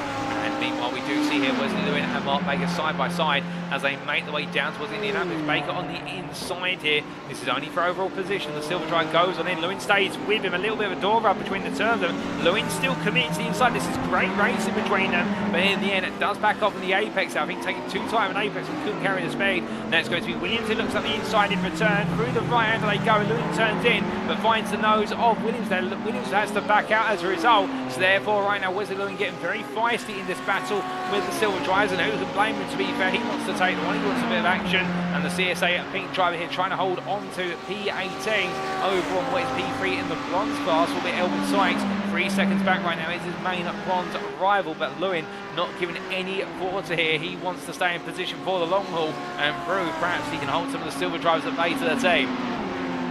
As they make their way through the Porsche curves and onwards towards what will be the Corvette curves very shortly. Russell Fowler and Nestor De Fuente now both in the pit lane for their first scheduled stop of sequence, of course, by a lap, and they've already had 1 pit stop, so they're going to drop a long way down the order. It'll be interesting to see where they fit into the order and how much time they've made, given the relatively clear track they've had to themselves when they've come out the pit lane the first time. But as our drivers make their way now onto lap number 12 here, well, it is definitely a tough race here at the Mans, it must be said, and something we haven't really talked about today in terms of those weather conditions that our drivers are having to manage. As we can see on the right hand side of your screen there, in the fact it's 18 degrees ambient temperature today in terms of centigrade, 27 degrees centigrade track temperature. So whilst it's not too warm of a circuit, and that's going to mean the tyres will just gradually go through their temperature cycles, our drivers will be able to push quite hard, but of course we have the opportunity to push quite hard. That does mean you try to take a bit too much out of the tyre every so often, so therefore a lot of time management will be key here, but fuel is the biggest factor, and fuel saving over the course of a given stint and being able to do 1 extra lap or save a couple of seconds in the pit lane will be the difference between you being leading into that final stint or you being behind, and how much you're behind by comparison. But meanwhile, as our drivers have made their way through, we look back to Williams versus McCluskey. And again, these two nose to tail as they make their way into the second Mulsanne chicane. And well, this is at P2, P3 in the gold class. They're still trying to hunt down Jamie Dory. And well, Dory at this point is now really starting to break away once again. On the last lap, Dory was able to extend his advantage by the best part of what was almost 9 tenths. And well, the point being here in the fact that whilst these two Porsche 992s of Williams and McCluskey are fast, particularly when they're using the tire for one another, we see McCluskey looking at the inside, and I think Williams is going to yield here, let McCluskey take the lead for a little bit. Dory with that McLaren, and we know how strong that McLaren is on the straights and through the corners. We talked about it a little bit earlier, that McLaren is just opening up a gap, albeit, of course, Dory pushing hard here, will need to think about some fuel stone later on, or he's going to spend much longer in the pits by comparison with his rivals, and that may bring them all back together. Meanwhile, we look to Russell Fowler here as he looks to pick up another place in class. This is the battle here for what is silver P7 as he makes way out the inside Nestor De Fuente. And well, these two exchanging places right now. A little bit of oversteer there on power for De Fuente as he made his way out of the Mulsanne chicane. So Fowler will try and use that in order to create a little bit more of a gap. As they make their way down the second part of Mulsanne, well, these drivers doing everything they can right now to try and make a recovery of this race, albeit they are still the best part of what is 31 seconds down on Paul Williams in P6, so therefore they've got a long way to go. And in terms of their relative pace compared to their rivals, well, I can definitely tell you at this time, if we do a lap-by-lap comparison, well, it is Russell Fowler right now who definitely seems to be one of the faster drivers out there, but Tristan Engelstad is the fastest at the front of the silver class. Indeed, he's your silver class leader, and right now just running away with things at the front of the field. as they make their way on down towards Molzan corner. And then we'll look back to Davide Favo, who's going to experience the company very shortly, and Mark Baker. But look at Wesley Lewin here also trying to come through. Lewin going through a P2. I think Favo may have a slowdown of some description for Trent Linnis, but Wesley Lewin takes P2 in the bronze class here, and I think trying to use Mark Baker to just simply be pulled on through. Now the question is, with this of course, is could Lewin use Baker to pull the pair of them up to Nigel Stock, who is only 3.8 seconds up the road, and Will Stock has had a very comfortable race after taking the lead of the bronze class. And again, you'd have to wonder whether Stock might just be simply keeping the car about 90% of its full pace in order to save some fuel and also not push himself too hard here and overexert himself in the early stages. But Nigel Stock could be at risk of being caught gradually in this race as time goes on, and that may be something now as he gets informed about the time between his car and Wesley Lewis. He may be thinking about potentially just upping the pace slightly in order to stay clear. Bowser tries to make the way on through. Meanwhile, Alfonso Marin a bit further up the road. Well, he's on the back of what is there, I do believe. In fact, he's got on his back there, Victor Shimara, as they make their way out the corner, and Shimara's going to look around the outside here. The gold class driver are around the silver class drivers. They drag race the way up towards turn number 1 as they make the way in to the braking zone, where is Alfonso Marin, who right now just falls back into position. Stephan Wessels closing as well, and where you can understand here in the fact that with Wessels getting very close, I think Victor Shimara wants to try and up the tempo a little bit in terms of the speed. But the problem is, with regards to this, to the fact that once Wessels has got the bit between his teeth, he doesn't give in, and right now definitely building up more and more pace, corner to corner here, and Wessels eager to make another place or two as they get ready to make the way on to the Molzan straight. As they make the way through the right hand, Wessels getting a very good run through Tetra. That's going to get him nice and close to Mercedes, but the problem here is in the fact that he is going to hit a bit of a wall in terms of top end speed by comparison with that Mercedes that also the toe of the Ferrari in front of it to contend with. You can see Wessels here, he's figured out, he's looking up the inside already. Marin leaves the door open there, relying on his teammate Slipstream plus the royal guttural pace on that Mercedes, but Wessels is not going to back out as they make into the braking zone. On the inside he goes, all in on the brakes here. Wessels gains another place as he comes on through. That's the overall position. The next one will be for class position. It will be for P7. It's first overtake for a gold class position in this race it will be, and well, given the fact that started at the back of the gold field, he'll have been expecting to have the fight his way on through, albeit he won't have been expecting to have had this length of a delay of 50 minutes before he'd be able to try and make his first move on a fellow gold class driver. And as he makes his way up towards what is turn number 12, heading in towards the second of the Molzan corners here, or can he find his way on through as we look to the exterior pictures? Well, he's within 2 attempts. It's not enough at the moment, but the idea will be that he'll carry speed out of this chicane going into Molzan corner. He may just be able to get close enough to think about a move, or then it'll be the run to Indianapolis. We stay with this battle as they make the way on down towards the corner for a brief moment. In fact, we're going to pause that thought in the fact we do have a battle here between Cook and McCluskey. Well, Jonathan Cook has caught up in the battle for Peter and the gold class. Got around the outside into Indianapolis, goes away and gets the door shut there, and while McCluskey stayed to the inside but didn't try to force the issue as hard as perhaps he could have. So Jonathan Cook once again into P2, but the point being here is that Cook right now, I think after what was the failure to try and make his way up past the 2 at NXTGEN Racing at Team Purple drivers in the pit lane, well now he's on a mission here to try and make sure he holds track position versus them, albeit side by side versus McCluskey in the run towards the Porsche goes, but you see the BMW in the end just slightly drags its way on through as they make the way in to the sweeping right-hander. McCluskey and Williams offline on the inside. McCluskey's going to be back on the inside here, coming on through. Cook will yield the position for now, and will this batting, of course, will cost them time versus Dory, who is the best part of 3.5 seconds up the road and gradually creeping off into the distance once again. But this fighting is absolutely fantastic for us to see, but I can imagine right now Ponceling Esports and Cook in particular will be hoping this fighting can stop and he can just try and hunt Dory down. As they make the way through the Corvette curves and up towards the forward chicanes. Well, with this race almost to the end of its first hour, which definitely has been a tough race for some at the start, but now everyone really settled in. We're starting to see these closer battles, as we do see with Alfonso Marin trying to have a little bit of a shot there at Stephan Wessels, but can't seem to find it. And in fact, we're flashing lights there from Alfonso Marin. I wonder what that's about, whether that's just trying to distract Wessels or whether there's a bit more of a story to that. But meanwhile, we have had an incident for Victor Shimara only moments ago, and here's the replay. Well, this is in the run down towards Indianapolis, and well, up the inside Wessels when, and was there contact between the two of them? I think there may have been, and Shimara turned to the wall. We take another look back at that from alternative camera angles. They head into the braking zone. Wessels went for it late on the brakes there and a small tap. I think he was expecting he could get his nose alongside, but Shimura wasn't going to give in. And in the end, was Shimura made to give in there through the contact, losing his rear wing as well. And that Ferrari, I would imagine, may have just had to limp its way on around, and it's into the pit. So Victor Shimura having to take an earlier second stop, and I think that may be a pit stop that's not going to get him to the end of the race. He may have to make a third stop, and if so, that is going to definitely upend what is his strategy and push him into a much more difficult place in this race. But meanwhile, as they make their way back to live pictures, we've come back to that battle for P2 in the gold class. We drama further down the field. Could this be a bit of drama in the battle for P2? As McCluskey there back on the inside. Cook right now trying to find his way on through, but he can't seem to do so. Williams meanwhile just watching in the wings and letting these two fight it out. I think he's got the bigger picture in his mind as Williams, which is I don't need to be in this fight, I just need to be behind it and save the fuel, as Jamie Dory continues to just simply run away.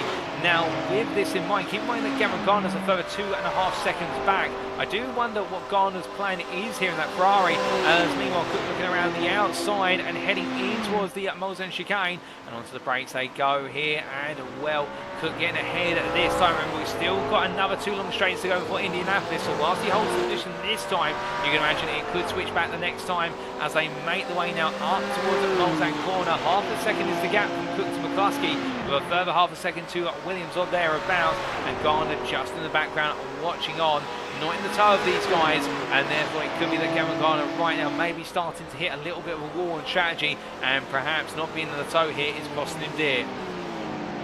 As the drivers that make the way out of Mulsanne, will McCluskey get the better run? No, he doesn't. They stay about stationary in terms of the gap. Weighs at 4/10 and 7/100 between them. And as they make the way onwards towards turn number 18, well, right now Cook is gradually being caught there, but that BMW will just be able to hold the gap open comfortably by comparison. It's never going to get within a tenth or two as they make the way down. And meanwhile, we look back here to Nigel Stock, who's got Wesley Lewin trying to go around the outside, and well, that's into the second Mulsanne chicane. Has Nigel Stock got a problem, or is he just backing off here? Wesley Lewin comes charging on through and takes the lead for the bronze class, and Lewin right now on a mission here to try and take his first win of the season, albeit as they make the way out towards Mulsanne corner. Stock will be very wary of the fact, and the same for Lewin, that there is still another straight after Mulsanne corner to go, and I wonder here whether Stock, in letting what was Baker through, was playing the safe game, letting Lewin go as well, and now thinking that he's still got the best part of an hour and 5 minutes to try and come back at Lewin, and this race is not over for as they make the way now onto the next stretch. We ride on board and look back from the rear of the number 16 Ferrari.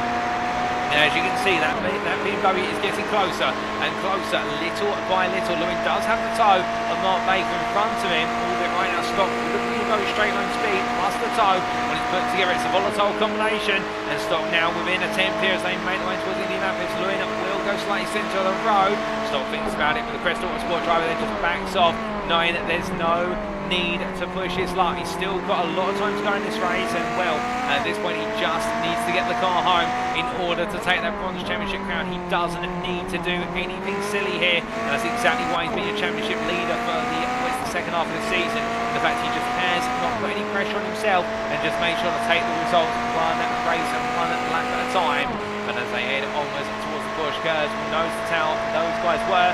Now they space out a little bit here, and Stock just watching at a distance. But as they power their way in towards the sweeping right-hander, we do look back to Alex Rungenbach here, who's in a bit of a battle with Mike Riedner. And the very colourful cars of both drivers there, well, they make the way now up towards what is Indianapolis corner. Although I think Mike Riedner recently making the pass of Rungenbach for P23 overall. And well, how exactly was that move made? We've got a replay coming up very shortly for you to show you. But as they make their way into Indianapolis this time, Rungenbach just staying behind, and here's the replay. Whereas in the front coming down to Mulsanne corner, Rungenbach goes a little bit deep, manages to avoid going into the gravel, and Riedner in at the end will take in at the inside line and gradually picking his way on past there. So working out quite nicely for the number 77 driver from Germany, and the Speed9 Esports BMW gains another place.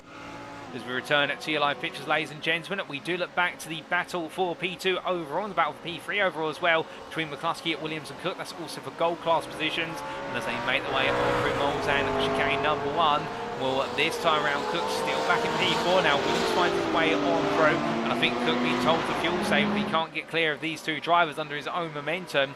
We do say hello there to Oliver Bus Nielsen in the YouTube chat, is cheering on Quad Dash Racing. And speaking of our Quad Dash Racing, a gold driver of Gianni Tahar after the first pit stop and after being passed on the run into the pit by his rivals.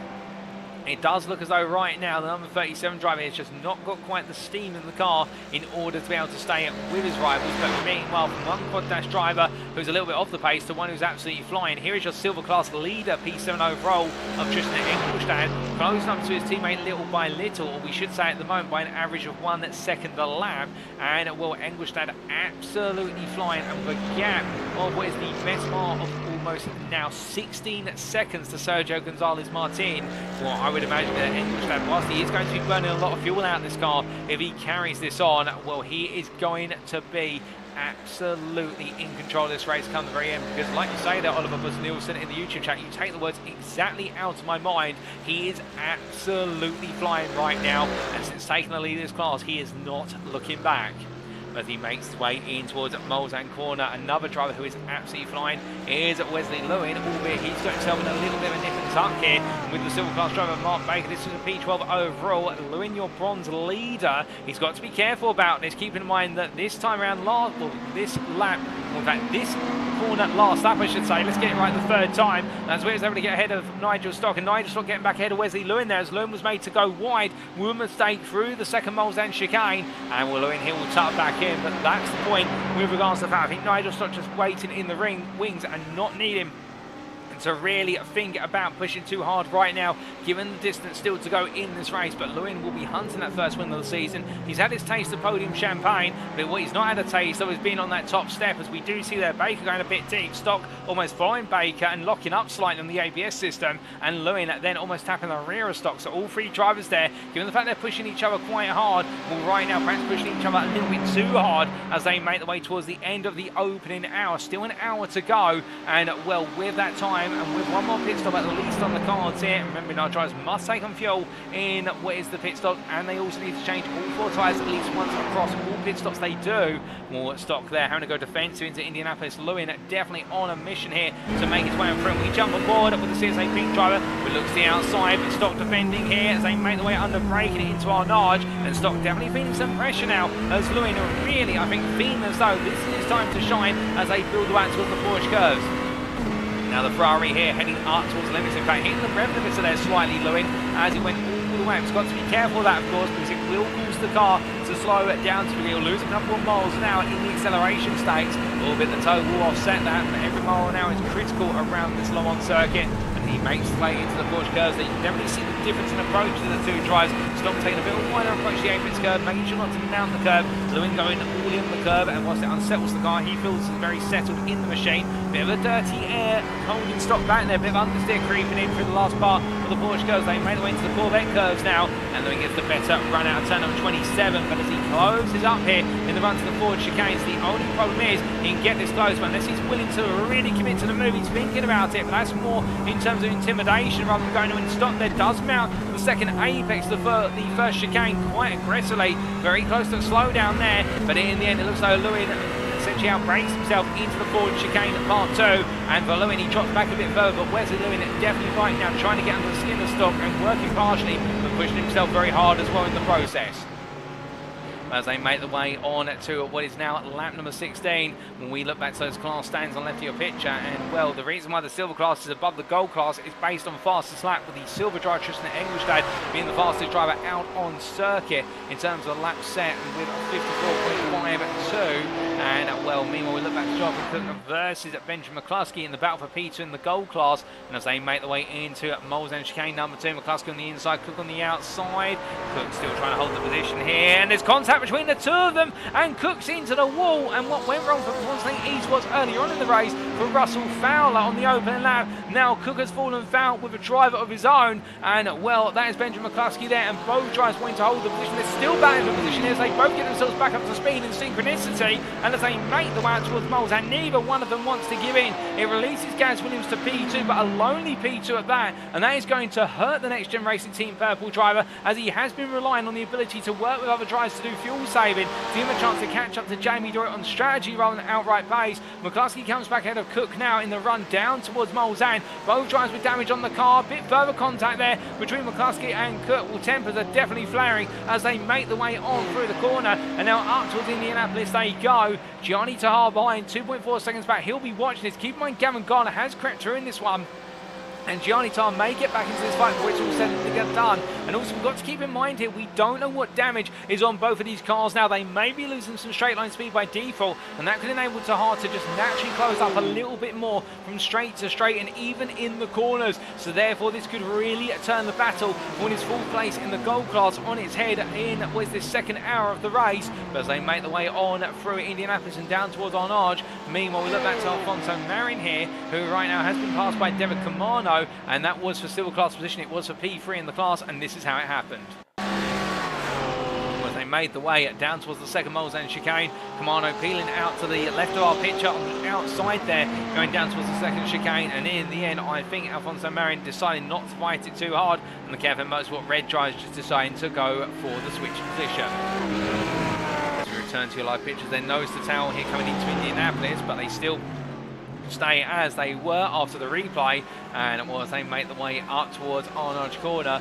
Meanwhile we look from them back to your race leader overall of Jamie Dory, and let's give you a recap of the classes after an hour's worth of racing, or what is 16 laps worth of racing here at the Circuit des 24 Heures du Mans. So Jamie Dory crosses the timeline to go on to lap number 17 with 56 remaining. He is your gold class leader and overall leader by a gap of what is 6.4 seconds over Gaz Williams. Dory started on pole, and well, in the fact this McLaren MP4 12C has been absolutely phenomenal over the entirety of the lap, whether it's in the corners or the straights. And whilst Dory's not had anybody to really work with in terms of fuel saving, what he has been able to do is just simply maintain the gap. Now that has been helped in part by the batting for P2, with P2 currently owned by Gaz Williams here, the NXTGEN Racing Team Purple driver, as he gradually smooths his way into the S's as he comes on through turns 6 and 7 here. The NXTGEN Racing Team Purple driver now a bit lonely in P2 after working for so long with teammate Benjamin McCluskey and rival from Esports of Jonathan Cook, but McCluskey and Cook coming together on the previous lap. Now Williams will have to try and do it the hard way in terms of closing up to Dory, or we'll have to need to think about strategy instead. But behind him, recently promoted into P3, the drama that played out in front of him, the NXTGEN Racing Team Pink driver of Gavan Gardener in the number 11 Ferrari. Well, right now second place in the Gold Class Championship going into today with a gap in what was the region of, if my memory serves me correctly, of 11 points. And with the key point being here in the fact that right now things finish as they currently stand, I do believe Gavan Gardener may take the championship crown off of Stephan Wessels, albeit we still need confirmation of that, so we're not going to make a definite statement on that when our drivers cross the finish line. Indeed, we'll get that update after the racing today. But Gavan Gardener right now may be seeing that championship come his way, albeit drop scores do need to be considered, and that's why we can't give you a definitive answer. But still, the NXTGEN Racing Team Pink driver hasn't really been on the pace here with regards to the Ferrari, but what he has been doing is being very careful and calm in his driving approach, and that's enabled him to creep into P3. And we do wonder whether we might see a bit of a sprint dash from him towards the end of this race to try and finish P2 and not take the win, given the amount of fuel saving he may be doing in that Ferrari. We then have Benjamin McCluskey at P4, and well, McCluskey right now in a wounded Porsche 992 for NXTGEN Racing Team Purple after his contact with Jonathan Cook. He's fallen down the order, and he's still got a 4-second gap to Gianni Tahar.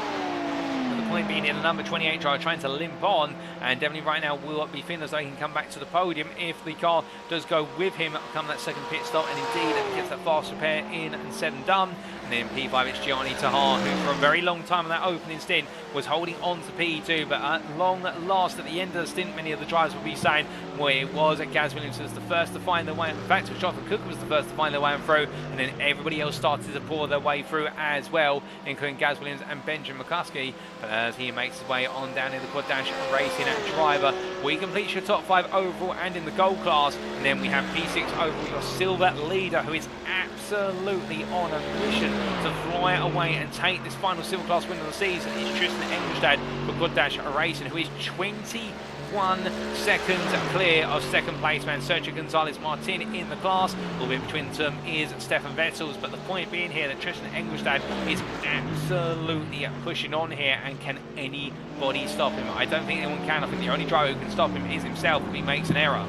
Meanwhile, speaking of drivers, also been absolutely flying in the gold class after his lap 1 instant from the back of the gold field. He's made his way all the way through so far to P6 in class. Stephan Wessels for CSA Pink. And right now, still trying to charge on. He is the best part of 43 seconds off of the gold class leader, Jamie Dory, but his critical target will be Gavan Gardener, who is the best part of 36 seconds up the road. And Will Wessels, on average, was lapping on his opening stint in the 55s, and that was a second lap faster than anybody else in the class. But now he is matching the pace of his rivals, but not quite exceeding it here. So number 27 try, I think, started to hit a little bit of a wall in terms of the pace he can bring to the table, but not always said and done. We then have in P8 overall Sergio Gonzalez-Martin, your second place silver driver. And well, right now things finish as they currently stand. We can definitely tell you he will be your silver class champion for this season in the number 55, the Spaniard here in control of this race. And well, with Tristan Engelstad running away, he won't be looking at picking up that winning class today, at least based on the form we're seeing from the drivers. But he will be happy to know he's on the podium there, and it will consolidate his championship crown. But he has an advantage in return of 10 seconds over fellow KFM Motorsport driver of David Camano, as we do see the number 8 here being chased by his teammate and rival Alfonso Marin, who is P4 in the class and P10 overall, as they both make the way there out of what is the Corvette curves and almost towards the forward chicanes. But these two have been battling back and forth for P3 in silver class, P9 overall for the best part of the last 15 minutes here, both very even on pace. I think also trying to work together here in order to give each other a strategic advantage going into that final stint. Being Alfonso Marin, well, we just mentioned he's in this back and forth battle with his teammate, but since the start of the race, really has been looking to hunt that final spot of the podium, but hasn't quite been on the pace of Gonzalez-Martin or Tristan Engelstad. But these two are right now just doing the right job in hand as they make their way up towards the Dunlop chicane. And then we do have your bronze leader, P11 of Nigel Stock. He's found his way back past Wesley Lewin and was leading for some time in this race after a couple of laps where he just cut his way through the field. But since then, he has had one rival really close up and put some pressure on in the form of Wesley Lewin, who now is 1.2 seconds behind. But the Crest Autosport driver seems to have opened that gap back up. But it must be said that Nigel Stock, whilst he's had a comfortable race, and he does look to be on course for that bronze championship crown with ease right now, Wesley Lewin is keeping him honest. And speaking of the South African driver, here he is in the number 16 Ferrari. And the Series 8 Pink driver has really come on in this race, having started towards the front and fell down the order outside the top 5 at one point. He's fought his way back up into P2 and right now doing everything he can to try and make it his first win of the season in the final race of the season, which would be an achievement. It would be his third podium of the season, if my memory serves me correctly as well, and well, there's still time to come for the South African driver. But then we go from P12 overall to P13 overall, and it's Paul Williams, another Ferrari 488 Evo driver, the Speed 9 Esports. He makes his way on down the Mulsanne straight here, and for Paul Williams, having started from what was towards the back of the class, in fact I think it was towards the front of the class now, my memory does serve me correctly, as he did have championship points going into this round. Well, right now he's been in a few battles with bronze and gold class drivers, but not quite on the pace of the top 4 of the silver class, but in return holding his own in P5, although we do have to keep in mind we have had Mark Baker recently come into the pits and therefore dropped down after his second strategic stop. Jonathan Cook, meanwhile, just behind there, where he had to take a pit stop quite recently due to the damage picked up in the altercation with Benjamin McCluskey at the second Mulsanne chicane, where McCluskey's been able to push on. But Jonathan Cook now out of position and one pit stop extra added to his race, we do believe here. P7 in the gold class, and a frustrating day for Constantine Esports for their leading gold driver here in the 144, who was doing very well in that battle for P2, but then coming into contact with McCluskey, it's just upset the balance for him. And indeed, as he makes way out the corner there, comes to a stop, and I'm not quite sure what's happened there. Is that a potential retirement for Jonathan Cook, or has something gone wrong with the car? Something broken, perhaps the suspension? Because if so, well, that's commentator's curse in terms of us just looking at him and having to come to the side of the road. But hopefully it's not what we suspect, and a potential retirement here, as that would be a disaster for the Performance Esports team. But then we come then to recently promoted to P at 14 overall, third place in the bronze class, Elwin Sykes for the CSA Greens. He goes a bit deep then to Mulsanne corner. And right now, Elwin Sykes, third place in the bronze class, and well, the best part of 12 seconds, or 13 seconds we should say, of a Wesley Lewin, but he does have a 9-second advantage over Sean Scooter, and really right now trying to make this third place his own, and with it what will be second place in the bronze class championship when the season is all said and done, should things finish as they currently stand. And well, behind him is Sean Scooter, a further 9 seconds off, and he's got Davide Favo gradually creeping close, and Sean Scooter has had a very interesting race on pace. He was quite strong on pace at the start of this race for the first 5 to 6 laps, but the pace does seem to have fallen out the car somewhat in what has been the last 40 minutes or so. It just doesn't seem to be there at the moment. Now, whether Scooter's perhaps got a problem, or alternatively whether he's trying to do a lot of fuel saving here, given the fact he's taken 2 pit stops already, and in fact he did have to make a second stop quite early on after his first stop for what was a quick splash and dash of fuel. So I think Sean Scooter may have in fact been impacted by a mistake in the pits, but definitely not his race with Davide Favo, the Audi R8 driver, staying with him here after some pretty batting further down the bronze cars earlier on in the race. And with the number 46 Audi still pushing on here for another top 5 finish, but P16 overall. Victor Shimari, meanwhile, P17, our last running gold drivers. We have unfortunately just had the confirmation, ladies and gentlemen, that Jonathan Cook has had to retire from this race due to a technical problem with the BMW M4 from Performance Esports, and that's our second retirement of the day. And well, for Jonathan Cook, a bitter end to what has been a good championship for the BMW M4 driver. But meanwhile, for Victor Shimari here, a lonely P7 in the gold class after an open lap incident between himself and Stephan Wessels. And right now the KFM Motorsport yellow driver just pushing on here to get the car home and bring home some key points for KFM Motorsport yellow to support their charge for the team championship crown. Meanwhile, Russell Fowler is in P18 overall, P6 in the silver class, and well, after that contact at the start of the race on the overlap between himself and Nestor De Fuente, if my memory serves me correctly, well, the Performance Esports driver from the United Kingdom, still in this one, and I think right now just trying to stay out there in case anything happens to his rival Sergio Gonzalez Martin. But with the fact the gap between him and Gonzalez Martin being in the best part of what is 41 seconds, well, he'll be hoping that the gods of racing and the goddesses of racing will suddenly turn lady luck on his side, because otherwise it looks like he may just be your runner-up in the Silver Class Championship this season as he makes his way on through and down in towards what is here the S's. We then do look to Nestor De Fuente, P19 overall, and what is P7 in the silver class, and the KFM Motorsport yellow driver. More right now, as we just mentioned moments ago, in that contact with Fowler at the opening lap of the race, and definitely right now coming off in a poor state, albeit still in this one to win it, and that's what it's all about in the day, staying on circuit and seeing what comes your way. The De La Fuente here, P7 in the class, head of P8 driver, who recently made his second pit stop of Mark Baker, so he's a bit out of position in terms of strategy here. He's P20 overall, P80 class at this time, and with the Speed9 Esports driver on his debut in his final race of the season, well, he's looking out to see where he can fit back into that top 5 battle when the rest of the field does make its final pit stops. We then have Jorge Santos, P21 at P6 in the bronze class, as he makes his way onwards here down the Mulsanne straight, and after some great battling early on in this race, he's fallen a bit off the pace by comparison to his rivals, but still staying in there with being at P6 in the bronze class here. Well, he's got a 10-second advantage over what is Alex Rogenbach, but between the two of them is this man, and you just saw him briefly in the background, but now the camera focusing on him. Mike Reed, and the Speed9 Esports driver on his debut in the silver class in the season finale.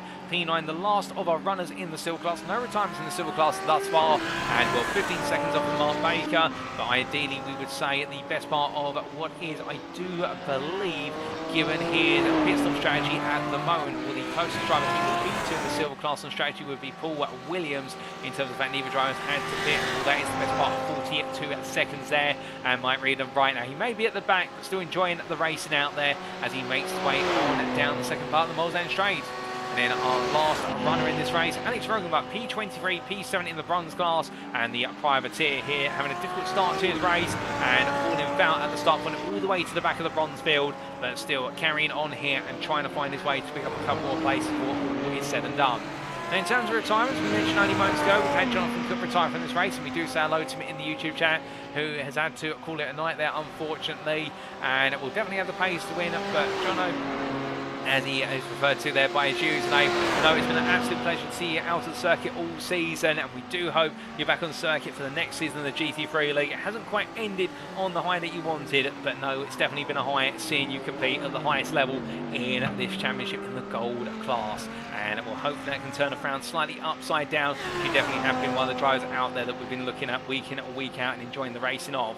But as we then come on to the other retiree, Mark Sykes, who did retire quite early on this race, 9 laps into the race after contact with the wall at what was the exit, the first Mulsanne chicane, and the rear suspension collapsing on the car, and the team not able to get it repaired. But that concludes our run through the order, and meanwhile we look back up towards the top of the order here as Gavan Gardener now looking up the inside of Gaz Williams, and as they make their way into the first Mulsanne chicane, I do wonder whether this might now be where Gavan Gardener is starting to turn up the tempo. Now do keep in mind Stephan Wessels P6 in the gold class still, and well, with that, Gardener right now would still finish P2 in the championship, if all is said and done, we think, although we're not 100% sure on this, given the fact this drop scores to be accounted for, and again, that's why we're saying don't take our word as gospel when it comes to who the champion is, and in fact we might not be able to give you an indicative idea as they make the way on down here.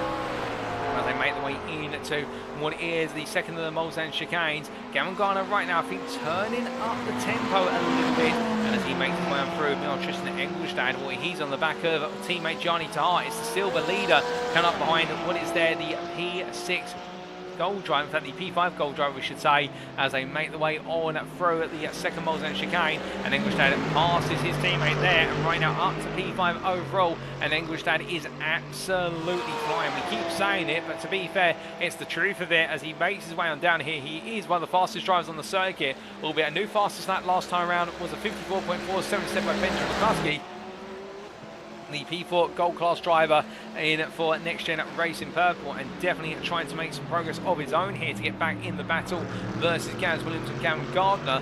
But it does look as though between them right now it's going to be a tall order for McCluskey, given the fact he is the best part of what is at 6 seconds off of Williams. But say it's not so, it is possible as they make the way on around and building up the speed here as rapidly as he possibly can.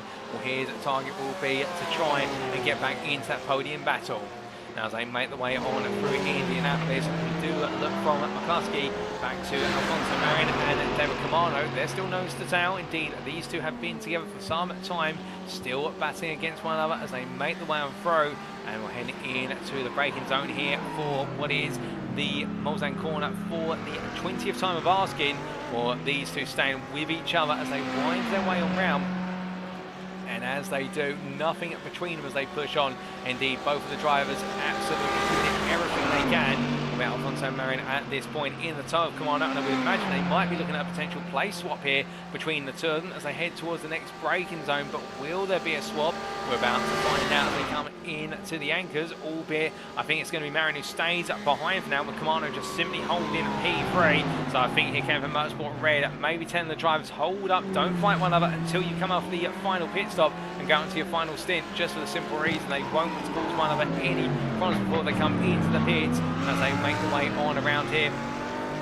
And as they do it now, make the way up towards what is the Porsche curves. Once again, we do have our leaders coming into the pits for the final time this evening in this race at Le Mans. Jamie Dorey leads the field on in. It's Gavan Gardener, then Gaz Williams, then Benjamin McCluskey, who's not too far behind. We've also got Gianni Tahar and Tristan Engelstad in. We may see a mass exodus off the circuit here into the pits, and well, how much of a gap will we see Jamie Dorey have when he comes out the pit lane? That will be the question as they get ready to go. He's up on the jacks, indeed they all are right now, so some tyres will be changed on these cars. Will anybody stay out there for another lap? Well, if so, that's going to be a tall order given the amount of time remaining on this stint. As Dorey comes down off the jacks, fuel still going into the car, so he's done his last tyre changes for today, and everyone coming on in. As we do see David Camano and Sergio Alfonso Marin, and Marin stays out on circuit here. He goes one lap longer as he weaves his way on through, but as he does so, Jamie Dorey leaves the pit lane and will making his way out of the pits. It's Gavan Gardener who's next out of the pits behind in P2, ahead of Gaz Williams. Benjamin McCluskey now leaving the pit lane, so he's back into P4, so Gardener hasn't really gained too much. In fact, if anything, Jamie Dorey have an identical pit time practically to Gardener, albeit by what is half a second. It was in the favour of Gavan Gardener, but the point being there's not been too big of a gain by the drivers behind. And meanwhile back there, Alfonso Marin, well, with the fact he's going one lap longer, he's in P4 overall right now, leader of the silver class, but again on a different strategy here. That fuel saving really has worked out for him as they make the way on through. And as we do see Stephen de Grivler there saying with regards in the Facebook chat, how does it stand in the Bronze Championship? Who's first, second, etc.? Well, we can tell you that going into tonight, Nigel Stock was your championship leader by 34 points over Elwin Sykes, with then Sean Scudder a further 6 points behind. And well, right now, based how things are playing out, with Nigel Stock into the pits first of the bronze drivers, well, Nigel Stock is on course to take the Bronze Championship, with what will be Elwin Sykes taking P2. But then Alfonso Marin here trying to gain some more places before he comes to the end of his second stint. Up the inside of Williams he goes. Well, Williams will be wondering where on earth has this silver class Mercedes come from for Camping Mosport Red, as it does seem to be sticking itself in to this gold battle. And well, Williams is going to lose some time here, or will he gain the fact he's in the toe, flashing his lights? I think trying to get the message through to Marin, which is, look, you're not in this race, let me go. And I think Marin here just simply enjoying the race how it is as they make the way on through, as they head in towards what is turn number 13, going into the second of the Mols Chicanes. We show you those overall standings, and to answer the question there of Oliver Buss-Nielsen in the YouTube chat, indeed, as you can see, that Tristan Engelstad is now ahead of Gianni Tart. They did swap places into the second Mols Chicane 2 laps ago, so Engelstad is effectively now running P5 when Alfonso Marin comes into the pit lane. And then we do say hello there to Michael Price in the YouTube chat. Good to see us always, Michael. Hope you're doing well.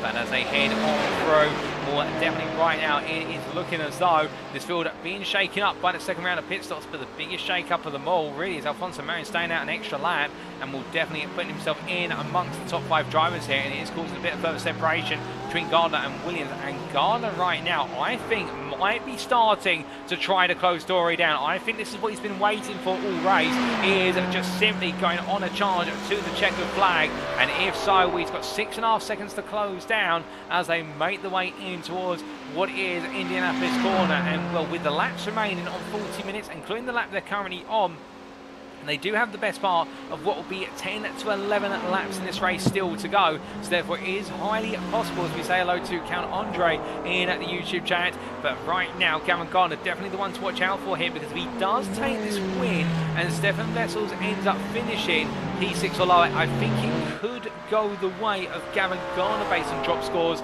But again, that's something we're not going to confirm. It will be a question after the race as he makes his way on through here. But definitely right now, a lot of permutations this championship to come. But Gavan Gardener definitely, I think, feeling as though now is the time to strike as he makes way through. Oh, goodness me, Wesley Lewin into the wall there on the exit of the second Mols chicane. What on earth has happened to the CSA Pink driver, who we were heaping praise on earlier for what has been a phenomenal drive? And that phenomenal drive now has come to a blunt stop as he brings himself back up to speed. That's a Ferrari that's heavily damaged. I think we can get a replay of what exactly happened to the South African driver, and here it is. So making his way into the braking zone for what was the second Mols chicane. Plenty of apex curve initially. That's not too much problem. Plenty of apex curve on the second button. That's unsettled the car. And as he's tried to counter steer it and put the throttle down to get the car to point in a straight line, it's just gone to the wall. Nasty knock. Front bumpers come off, and it's caused the left-hand side of the car to dip slightly as well. So I think that might be a trip to the pits when he comes around at the end of this lap. But as he makes his way onwards, well, definitely a difficult moment there. And I think it's going to be heartbreak for CSA Ping and the Lewin crew for the simple reason that they've had such a strong race here today for the number 16 driver. And now, well, that is going to release Elwin Sykes up into P2 in the bronze class. And despite that, Elwin Sykes will still be your runner-up in the bronze championship. Things finish as they stand with Nigel Stott, your championship leader. But as they make the way on through Alfonso Marin in the pit lane here, finally taking that pit stop, the only driver to do an extra lap and go to the end of lap 21 on the second stint, whereas everyone else pitted on lap 20. So right now, Alfonso Marin, I think, hoping that that's going to give him a bit of an advantage to jump ahead of this man, David Camano, who they have been a bit in exchange, the two of them. Russell Fowler into the pits as well, understandably, given the fact he did have to make a pit stop on the opening lap, so therefore he can go a lap longer, albeit he's had to do an extra pit stop, so it will put him further down the order, as Fowler currently being serviced in the pit lane. And well, Alfonso Marin leaving the pits at the moment, and as he does so, I think Alfonso Marin here could be jumping up into P2, or in fact, not quite. Sergio Gonzalez comes through the camera shot there, but where is Camano? Well, Alfonso Marin comes through, there's David Camano, and Marin does jump ahead of Camano as a result of doing the extra lap. It's not by much, and in fact, they're still practically nose to tail, albeit as they make the way on through. Marin goes a bit deep there for the Dunlop chicane, and they're once again separated by only 3/10, exactly how they were when we did see Camano make his way into the pits for Kevin Motorsport Red. But as they make the way on through there, the question from Count Andre in the YouTube chat is, did Tristan Engelstad inject Red Bull directly into his veins for breakfast? Well, I'm sorry to say, ladies and gents, but we will be running a doping selection after this race, and we will have to investigate Tristan Engelstad for his absolutely storming pace in the silver class. Joking aside, we won't be doing that, ladies and gentlemen, but it really is testament to how fast Tristan Engelstad is in P5 as your silver leader. And as they make the way on through, we also say hello there to Stigadator SA from the YouTube chat. It says hello, hello, and hello, hello to you too, Stigadator. And David Camano right now all over the back of Alfonso Marin as they make the way on down towards what is the Bolzan chicane number 1. And well, that's something I didn't realise. I believe Count Andre might be Tristan Engelstad's dad. It's great to see if so far, but watching some go racing, I think it's only appropriate we do briefly put the spotlight here on the Quad Dash Racing Mercedes AMG as it just cruises its way right now to a silver class victory, albeit we're not going to write it into the books yet, given the fact we still do have the best part of 32.5 minutes plus the final lap. But Ingolstadt right now definitely in control of this silver class, with the gap between himself and what is Sergio Gonzalez Martin standing at an ever growing 48 seconds right now, and that gap is absolutely open up. In fact, I think it could even be a minute by the time this race is done if his pace carries on. But meanwhile, we look from them to what is here, the KFM Motorsport Group. That's Alfonso Marin ahead of Sergio Gonzalez, and well, Alfonso Marin just been passed there by, well, in fact, no, Sergio Gonzalez being passed by Alfonso Marin, getting our faults in check. And, well, in the battle for P2 in the silver class, I wonder if Gonzalez may have had a slowdown there, or whether alternatively something else may be afoot. Given the KFM Motorsport yellow driver now being surrounded by the KFM Motorsport red cars as they make their way on down the run towards Indianapolis. Now, in terms of the silver class championship, with Russell Fowler P7 after his final pit stop of the day, this isn't really going to change things at the moment in the silver class, but definitely interesting to see how KFM Motorsport red do seem to be now building up. What is that momentum here? I think Gonzalez is going to have to be defending on the inside into the King before Indianapolis. In fact, side by side here versus Camaro as they come on through, and with the two sister team drivers, they won't want to make contact with one another. You can imagine that would not be a happy mood down in the garages after the race if we did see Gonzalez Martin in an instant with what is Camaro, which could end up taking away his opportunity to seal the championship. But the point being here that right now Gonzalez Martin in amongst his sister team's drivers. And I do wonder whether perhaps on the pace falling out of that Ferrari, but there's no signs to say there's a problem with that car as far as we are aware. We haven't had any information to say it's been in the wall or it's got any issues with its tyres or anything along those lines, so we'll keep our eyes on it. But definitely an interesting moment starting to build here, as meanwhile we do look back to Sean Scooter, the CSA Blue driver, who now closing up behind Elwin Sykes. And we did talk about earlier the fact that Scooter did seem to be off the pace since the 5th or 6th lap of this race. He is now coming back into proceedings versus Elwin Sykes, and I think these two battling for that second place spot in the Bronze Class Championship. Albeit if Sykes finishes one place behind Scooter, it will still be second place for Sykes. He needs to finish 2 places back if things were to swap between the two of them, as we do believe that's how the scores would tally on out. But as they make the way on through the Porsche curves here, Scooter right now keeping by his CSA green sister team driver. And indeed, I do know there's a good number of you from South Africa, indeed the CSA crew tuning in. And if you are, do say hello in the chats. We always love to see you guys tuning on in, albeit the hours being quite late in your native country at the moment. But Scooter makes the way on down here, indeed getting closer and closer at every corner turned, and we jump on board with the number 17 driver as he makes his way into the final Ford chicane. Now, interesting there, the difference in lines between them. So you notice that Elwin Sykes very aggressive at line into the final chicane. Scooter being already back in the car off by comparison. And I would imagine the reason being here that Scooter feeling as though he doesn't need to push the car too hard through the chicane, and perhaps he can save a little bit of front tyre wear, front brake wear as well, and also some fuel going on through it. Meanwhile, Sykes trying to open that gap back up as they make their way on through the first of the mini chicanes to the circuit, that being at Dunlop on another lap. Scooter there taking the different line once again, really chopping off those apexes compared to Sykes, and will both drivers there with their own unique driving styles. But Scooter definitely trying to stay close. He is having to deal with that dirty, having to manhandle the car through some of these corners, and that makes it a bit unpleasant for the medium to low speed corners as they sweep their way. Protector Roux just keeps 2 wheels on the white line now, I do believe, so he won't have to lift off. The track limits there being defined by the white line on the exit of the Tetra Rouge corner. As they make their way on through, well, now you'll get to see 2 BMWs out, try to out-drag one another, but one of them in the tow, one of them not. And will Scooter being the one in the draft here, already gaining a 10th halfway down the stretch, and now heading in towards the second half before the first milestone chicane, up to what is now only at 1.5 tenths off. He goes onto the brakes there, braking slightly before Sykes in order to make sure he doesn't rear end Sykes. They make the way on through it, and that's how much speed he's picking up. The best part of 45 miles an hour is the difference there as they now make the way onwards towards what will be the second chicane. Again, that gap 3 tenths at the start of the acceleration zone, and we'll see that gap very quickly begin to trickle down 2 attempts now, halfway down this straight, and well, Scooter could be an opportunity. Look, Romano Sykes going defensive there as they make the way on in. Scooter's going to look around the outside to inside. I think, in fact, it is going to be a play swap between the two of them in the end, and the CSA blue driver is released on through. Meanwhile, the CSA green driver just tucks in behind. And I think the reason for that may be as well, we do have to keep in mind that with regards to what is the class, well, not the class championship, but the team's championship, we do have the battle for Chris Shorter Academy Blue versus Chris Shorter Academy Pink in the battle for P3. And therefore CSA Blue might be trying to inch their way back into P3 right now, albeit the sister teams, they won't really want to take too much points off of one another. There is a bit of an inter-team rivalry, and I think meanwhile Elwin Sykes will just be focused on picking up that P3 that guarantees his second place in the bronze class championship, albeit if things finish as they currently stand, it will be KFM Motorsport Red, I do believe, who become the team's champions there, the KFM Motorsport Yellow, and it would then be Chris Shorter Academy Blue who do end up taking the third place spot in the team's championship. Again, that will need to be validated after the race once all stewarding is done and drop scores are accounted for, ladies and gentlemen. So again, when we do say who our potential championship winners are at the end of the race today, keep in mind it will be highly provisional because there's a lot of mathematics that needs to go on in the background. But as Scooter makes his way on through the Indianapolis corner, we're holding on to Peter in the bronze class right now, and Sykes will follow him and try to stay as close as possible as they make the way towards the end of this lap.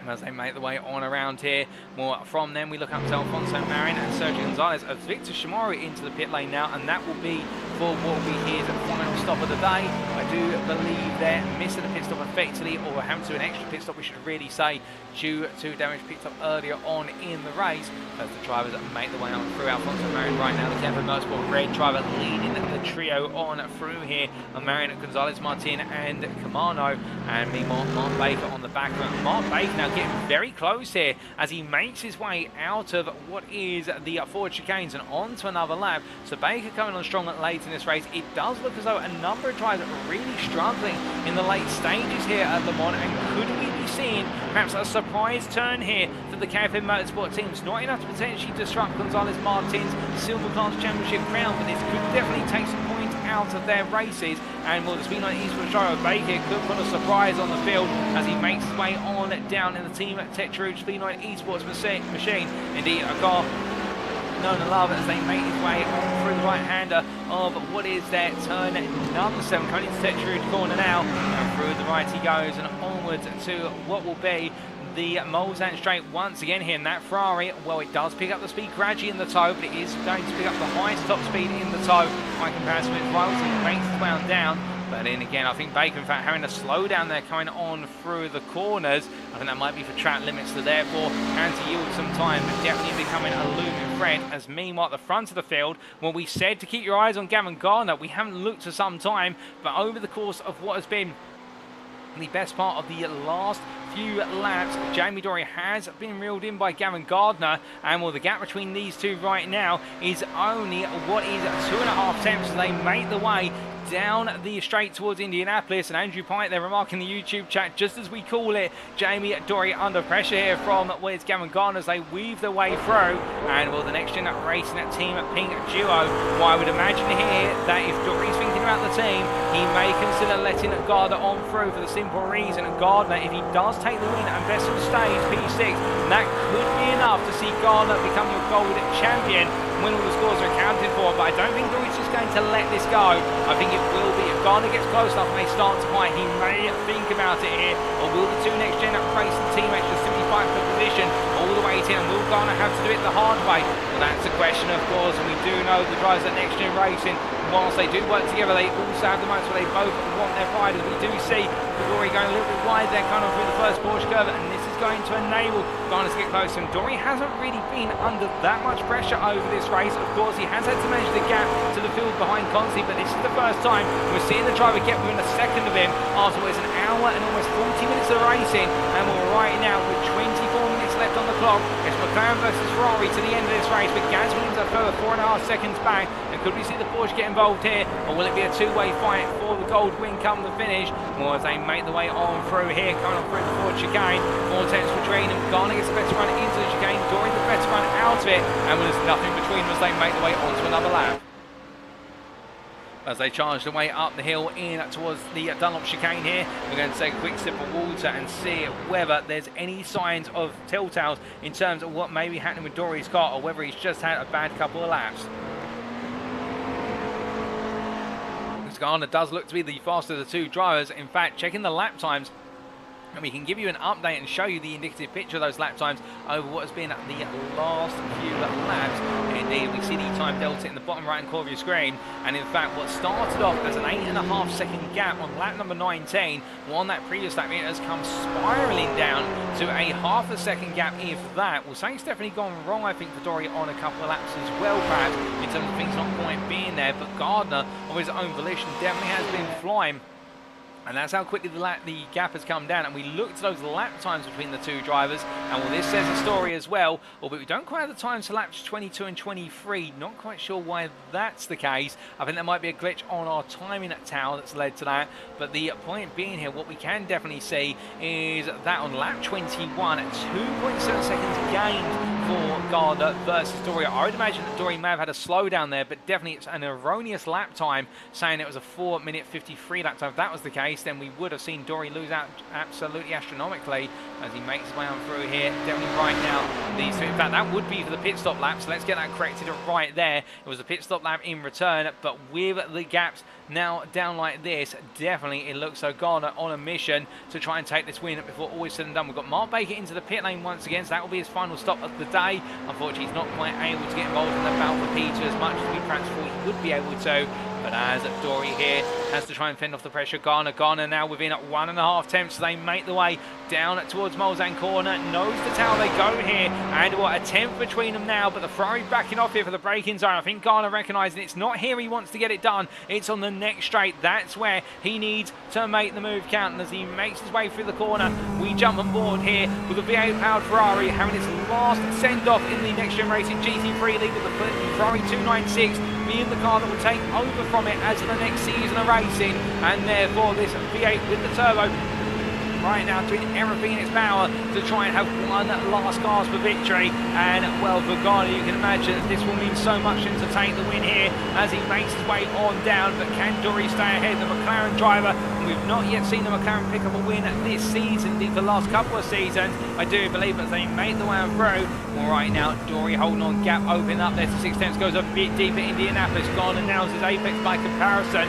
but Gardener just harrying it to take snippets in terms of that gap, just trying to figure out where's going to be the best place to try and get this move done as they make the way out of Arnage once again. Williams is closing, it should be pointed out. Gap to Williams has come down to 3.9 seconds between Gardener and Williams. Has come down by 3 tenths over the previous lap, so therefore Williams is gradually creeping into this battle, but he may not be there until the very end with 20 minutes still left on the clock, plus that final lap as they make the way now into the Porsche curves. But again, you can see Dory going deep there, having to really manage the direction change of the car. I wonder whether Dory might be dealing with some inherent understeer. Perhaps there might be a bit of overheating on the tyres due to the fact he has had to push very hard in that car, albeit he will have had to change all 4 tyres at some point in this race, where he's done it across the pit stops, or alternatively done it on the first pit stop. Well, given the pit stop times of all the drivers were near identical, I'd imagine it's probably been with the 2x2 on the pit stops in terms of tyre changes. But as they make the way into the Ford chicanes here, well, Gavan Gardener right now, he's close, but he's not going to be able to find a way on in, and made to stay behind for another lap.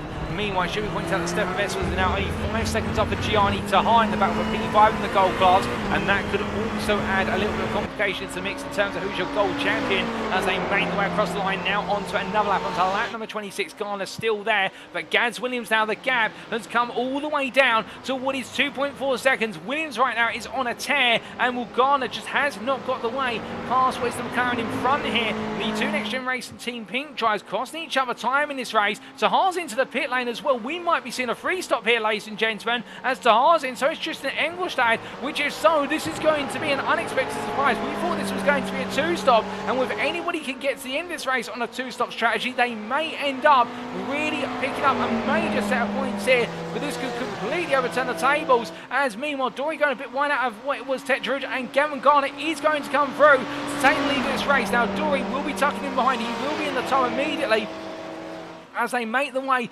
upwards towards what will be the first of the moles and chicanes. But will this be Gardener's opportunity to break away? If it is going to be his opportunity to break away here, Dory not giving any signs of relenting. The only other thing I can think of here is the fact that they need to take one more pit stop, that nobody can make it to the end in terms of fuel. And, well, with that, Dory may have used a bit more fuel than expected. Now he's having to fuel save desperately to get this lap done, because that gap has come down up to 9/10 now, and Williams is only 2 seconds behind. McCluskey is closing as well here, and Gardener is gradually pulling away. And will this be in the closest battle on circuit? We stay with it for the time being, but definitely it is getting intriguing here in the fact that we've suddenly seen Dory really just plummet off the pace, and Gardener just seems to be able to carry on relentlessly here. And meanwhile, behind Gaz Williams in P3 also closing up, and Benjamin McCluskey the fastest of this top four, but Stephan Wessels still lapping a second faster than everybody else in class, as a minimum of 56.2 that last time around. And to put you in the perspective of that, if we give you the comparison between himself and what is Gavan Gardener on that last lap, a 59.59. Wessels is absolutely roaring around this circuit. He is not holding anything back, and you can understand why. He's still got 30.5 seconds to close down versus Gardner. And, well, with this one, he wants to go as many places as possible, because there's 11-point advantage going into tonight. Of course, it's a good advantage, but right now it may not be enough, given the fact that this round, it's not double points, but it's the points of a sprint and feature race round added together. So the same total points value, albeit over one race, plus also double points for the fastest lap of this race. So 2 rather than normal. In fact, I think it's 10 rather than normal 5, although I may be mistaken on that. But right now, Wessels, as he makes his way out of the corner, definitely, I think, feeling as though the pressure is on here, and we could see a very late turn in the tide in this race. Meanwhile, Sergio Gonzalez Martin tucking in behind teammate Alfonso Marin, albeit from the sister team of KFM Motorsport. It's the yellow machine behind the red machine in terms of the teams, and as they make the way out of what is the second Mulsanne chicane, well, they're still together. David Camano has fallen back to a degree, and, well, from them, Wesley Lewin, meanwhile, after that disastrous moment out the second Mulsanne chicane, side by side here versus Jorge Santos, coming down to the S's, goes around the outside there under braking into turn number 6. A nice move for the number 16 driver to gain another place back. Now back into the top 5 of the bronze class here. His next time will be Davide Favo, but the problem is he's then got the best part of what is 44 seconds to close down versus Favo, and I think that might be a tall order for him to be able to do so, as we have got Mark Baker into the pit lane. Meanwhile, there's been a major incident for Mark Baker, as I've been informed. But meanwhile, we look back to your leaders for a brief moment, ladies and gentlemen, overall in the gold class. And, well, will we see them coming to the pits here? No, they do not. But Dory now coming back onto the rear of Gardner as they make the way through the forward chicanes here. And, well, is Dory now going to mount a counter-attack with what is another lap on the board now to lap number 27? That does mean if we take the average of 4 minutes a lap, we are going to see what will be another 4 laps of racing, including the one they've gone on to before all is said and done today. And, well, Gardener and Dory, half a second between them. The swap did occur on the previous lap, but again, we're not quite sure whether that was an intentional swap or whether it was a problem for Dory's car. Perhaps he's fixed it now and is ready to go once again. But we've got Mark Baker just in front, and, well, speaking of the incident that Mark Baker had, here's a replay of what exactly happened to the SB9 Esports driver. So making his way down into the braking zone here for Mulsanne. In fact, the car already damaged. In fact, well, before that, you can see it's lifted up on the right-hand side, and the car spinning round there due to the damage picked up. And I think he's had a brush with the wall somewhere. In fact, I think this was earlier on where the car's got problems. So not quite done, but definitely major damage to the rear right-hand side of the car and the right-hand side as a whole. I think this was the story of what exactly happened coming on through what was the first of Mulsanne chicanes. Rear of the car letting go, and it's a nasty knock to the wall there. Much like what we saw from Mark Sykes in the early stage of this race, and Mark Baker falling foul, and that's why he's had to come into the pits an extra time, and why he's last in the silver class.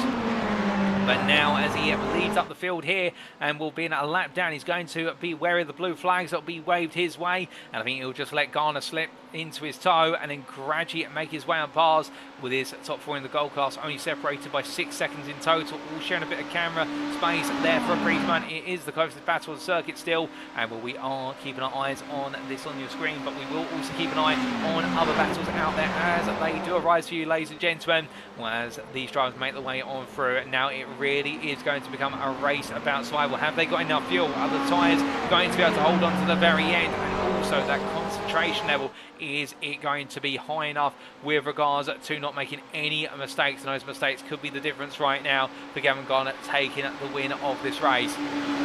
as he makes his way on through. We look back to Sergio Gonzalez-Martin, tucks in behind Alfonso Marin here, literally right at the back of his rival this time as they make the way up towards the first of the moles and chicanes here. And this is the battle of a P2 in the silver class. Nothing between the two of them currently, albeit the gap between them is just an Engelstad. Engelstad taking that additional pit stop, it should be pointed out, has actually come down to 26.7 seconds. But Engelstad, to be fair, despite taking the extra pit stop, he's still leading this race comfortably. And keep in mind as well that Tristan Engelstad started this race from the pit lane. He was the only driver who opted to start from the pit lane, and while Engelstad has literally made it all the way through, he's in P6 right now, and no signs of him falling down the order whatsoever here, and really worked out for perfection. And as they make the way on through and up towards what is the second moles and chicane, well, I think right now the silver class will be wondering where Engelstad's pace has come from. I think many will be thankful that that pace wasn't there earlier on in the season in terms of picking up the wins, because otherwise this silver championship could have had a very different complexion, it must be said. Right now, as we do see the battle P2 in the silver class carrying on here, nose to tail. I think Gonzalez-Martin just saving the fuel behind Alfonso Marin. A little bit of trivia for you, ladies and gentlemen. This is something that was pointed out to me by Mike Riedner before we went racing today, is in terms of the accuracy of which this Le Mans circuit has been modelled in iRacing, in the fact that a memorial has been placed on the pit straight where an accident occurred in, what was it, 1955. And also on top of that, there is a memorial on the circuit as well after Arnage in memory of what is it, Sebastian Enjola, who unfortunately passed away at Le Mans in 1997 in a Peugeot on the exit out of Arnage. Indeed, those memorials you can see in a personal bit. I'm not quite sure who the memorial for, who the memorial is for with regards to the incident in 1955.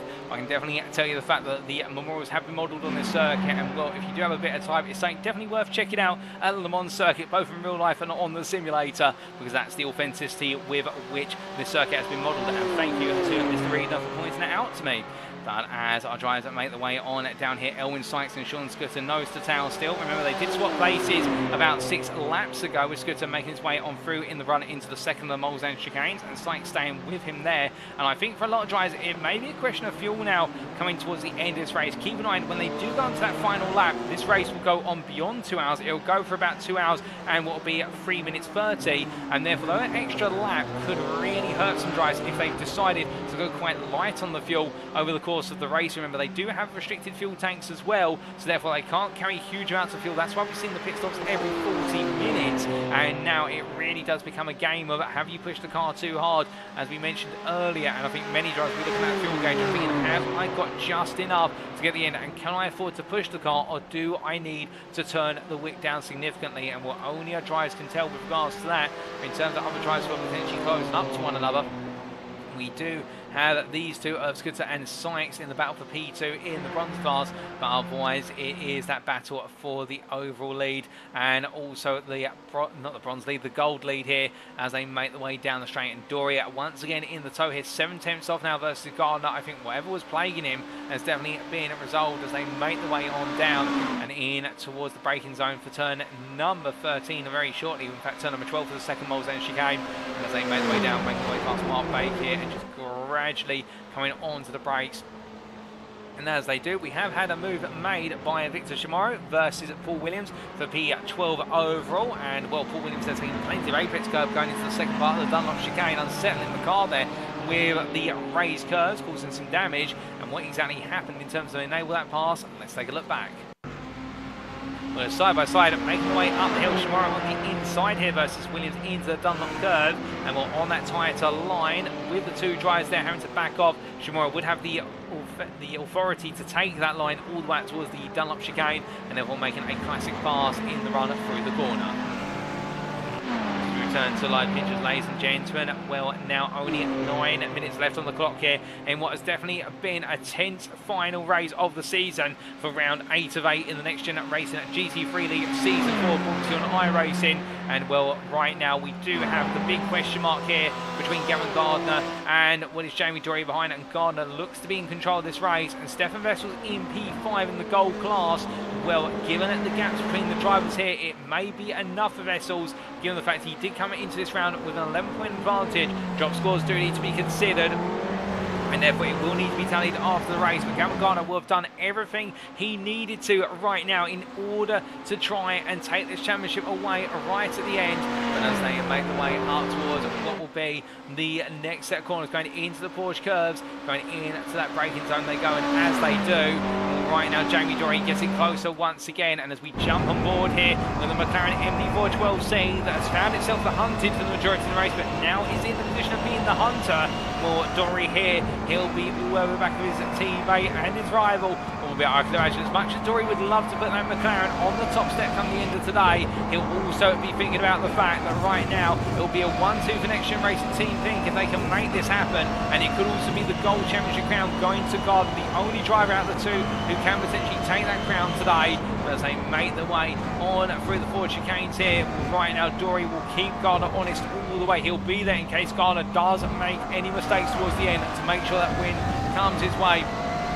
As they make the way onwards to another lap, 2 more laps of racing to go. They're onto lap number 29, and as they make the way up towards turn number 2, well, right now these two pushing on as they roll their way up towards the Dunlop chicane for the penultimate time elsewhere on circuit. Well, we do have what is Sergio Gonzalez, Derek Comano, and Alfonso Marin all coming together here in the battle for what is P8 overall, but P2 in the silver class. And the point being, I think it may be the Kevin Mosport now going for a little bit of a team photo in terms of how the three will finish together. Russell Fowler, by the way, still in P6 for Performance League Esports.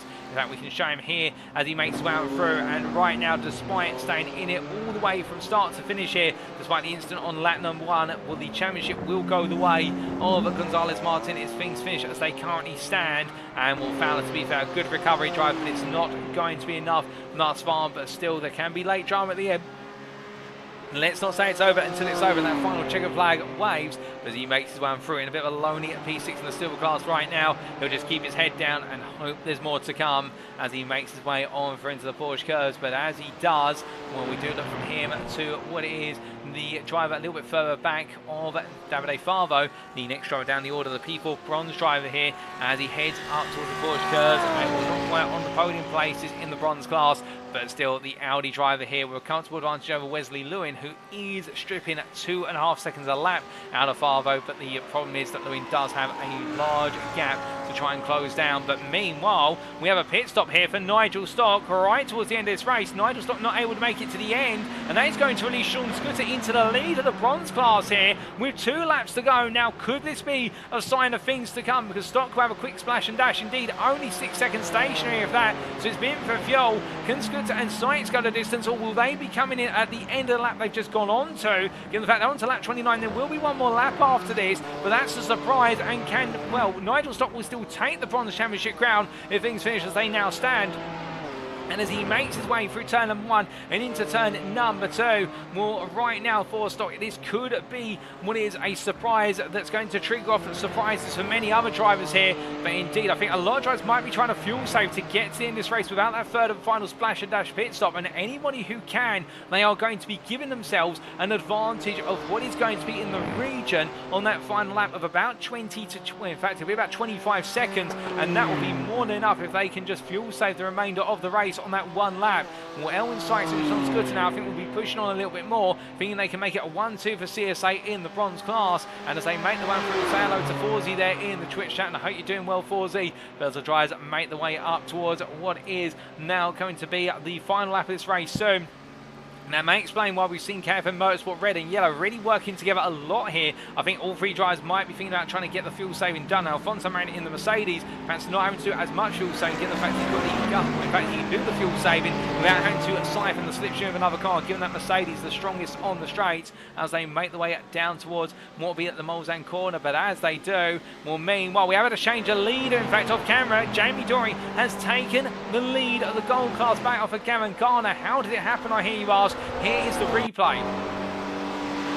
And making their way down towards the second Mulsanne chicane, well, I think a swap between the 2 drivers here. Garner completely backing off, I think, to try and save some fuel, and Dorey just storming on through. And, well, again, could this be a sign of a twist in the tail? They're about to make their way past the pit entry for the final time if they want to come on in.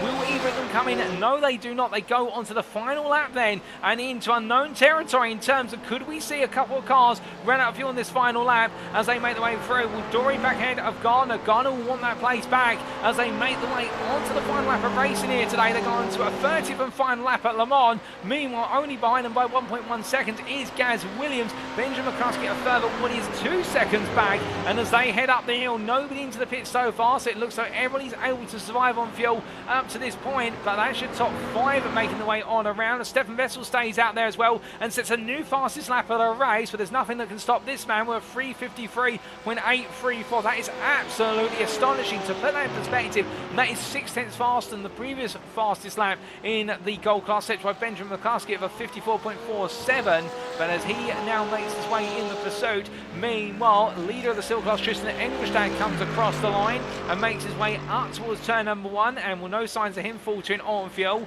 But meanwhile, we look back to Dory versus Gardner. And Dory here and Garland now nose to tail as they make the way down the Mulsanne straight, and they begin this journey for the final time. Garland tucked in as close as possible here, and it's all going to come down to fine margins in terms of when he does go for that move, and he'll most likely be in the run out of Mulsanne towards Indianapolis. That's where he'll need to get it done, because then he can shut the door and really just force Dirty out onto the front end of that McLaren. But that McLaren very quick out the acceleration zones, and you can see already Gardner just falling back slightly there, 3.5 tenths now as they build up speed once again in the charge. Making the way in towards the next braking zone they go. Williams only 1.3 seconds back and potentially poised to get involved in this battle as they make the way in towards what is turn number 12. And as they head on down and into the braking zone here, well, right now for Gardner, can he find a way to come on back? And meanwhile, we've got McCluskey still holding station, about 1.8 seconds off of Williams here. So this top 4 right now, really it's the top 2. The big question mark. This is the only close battle on circuit, so we're staying with it all to the very end here, ladies and gentlemen, as they make the way on down between the 2 teammates, and Gardner still staying behind here as he brings his way up to speed. We jump on board with the Ferrari 488 Evo driver, and he heads in towards Mulsanne corner. And well, he'll need the exit here as he backs up a little bit early, but now it's all about hitting this apex here and getting the power down. It is a better exit there for Gardner, gains a little bit of time and corner exit, 3 attempts as they begin their drive up towards Indianapolis curve. How close can he get, however? Well, this is all said and done, I can report that no driver has come into the pits other than Nigel Stock, so therefore everyone now trying to get in on the fuel tanks they've got. Now Gardner's going to be within 1.5 tenths here as they make their way for the second. Kenkel Dory now putting the car in the middle of the road, and will Gardner look to the inside? Will he hold station behind? He holds behind for now. I think Gardner will be thinking about getting the run out of Arnage. That's the only other place he can really go for this now in order to go for the win as they make the way through the left-hander, and as they do up towards Arnage corner now, onto the brakes they go. Dory with a sizable advantage going into the corner. Gardner powering his way on out here, and will Williams behind 1.1 seconds staying there. Dory gets the better exit out of Arnage, and Gardner not quite able to close up enough as they make the way now in towards the Porsche curves. And the Ferrari here pushing on, but the McLaren does seem to have the edge as they head in towards what is turn number 27 here, going into the right-hander very shortly. And as they roll their way on through the right into the double left, right now Gardner close, but not close enough. The clock strikes 2 hours here, ladies and gentlemen. This is the final lap. It is the final 6 turns coming up. And will it be Dory or will it be Gardner? Will we see the McLaren take its first win of the season? Will we see Gardner take another win on strategy? And could we see that be the win that seals in the gold championship as they make the way up towards what is the Ford chicanes? Dory still holding on here. 2 tenths is the gap between them as they make the way into the final 4 corners. The checker flag is going to wait, but who is it going to wait for first and foremost? Well, Dory holds on, and as they make the way for the final 2 corners, it is going to be, as they come to line, it's going to be a NXTGEN Racing Team Pink 1-2 for Jamie Dory and Gavan Gardener. It will then be Gaz Williams P3, Benjamin McCluskey P4. Stephan Wessels will shortly come on through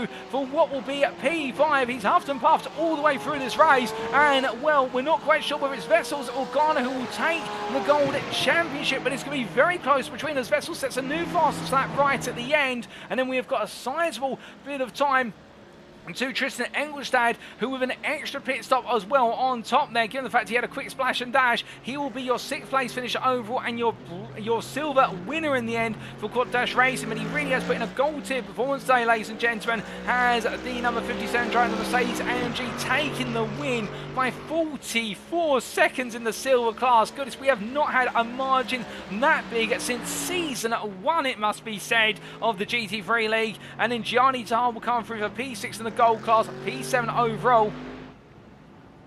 as he comes in behind his teammate for Quad Dash Race, and the Dutchman there having a good end to his season with that great battle in the first quarter of the race. And then it will be Alfonso Marin who is going to lead the Gavan Motorsport train on through here, where they're all lined up together forming the vanguard for what will be Sergio Gonzalez Martin. Keeping in mind here, of course, that Gonzalez Martin only needs to finish ahead of Russell Fowler to take the silver crown. Alfonso Marin comes on through, and it will be a P2 in class here for the Gavan Motorsport red driver. It will then be Victor Schmoro just behind in P10, P7 gold class, and then it will be Sergio Gonzalez Martin, who with P4 in the silver class will take for Gavan Motorsport the Silver Drivers' Championship crown. Head of Paul Williams there. Sean Scott across the line, your bronze class winner for CSA Blue, ahead of Elwin Sykes P2. It's a CSA 1-2 in the bronze class. Russell Fowler finishes the race in P6 in silver. He will be your runner-up in the silver class in the end. And then it's Nigel Stock, who with a third place in his bronze class race, having to make one extra pit stop right at the end for a splash and dash of fuel.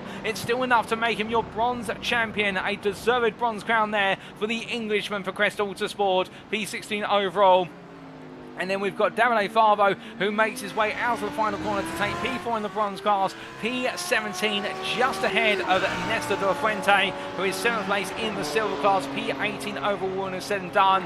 We're not quite done yet, ladies and gentlemen, because right now we've still got the best part of what is another 3 drivers to make it, well, in fact 4 drivers I should say, to make it to their respective checkered flags, one of whom you're seeing right here, Wesley Lewin, as the CSA pink driver makes his way to what is the Ford chicanes here, and 1 point on course for a potential win, and how he'll be ruining what could have been, but still a 5th place in the end of the bronze class for his season finale. And you'll know that he came on strong in the latter half of the season. It wasn't to be his win today, but still have won the hearts of many. And then it will be Jorge Santos, P20 overall, P6 in the bronze class, as he makes his way on down through the last couple of corners here. And the Audi R8 driver definitely has been in the battles of the top 5 all season, but it will be a P6 day for the 23 Audi. And then we will have coming on through Mike Riedner, who on his debut in the season finale will take P8 in the silver class, as he weaves his way between the corners there for Speed 9 Esports in what has been a very calm and collected drive from the 77 driver from Germany.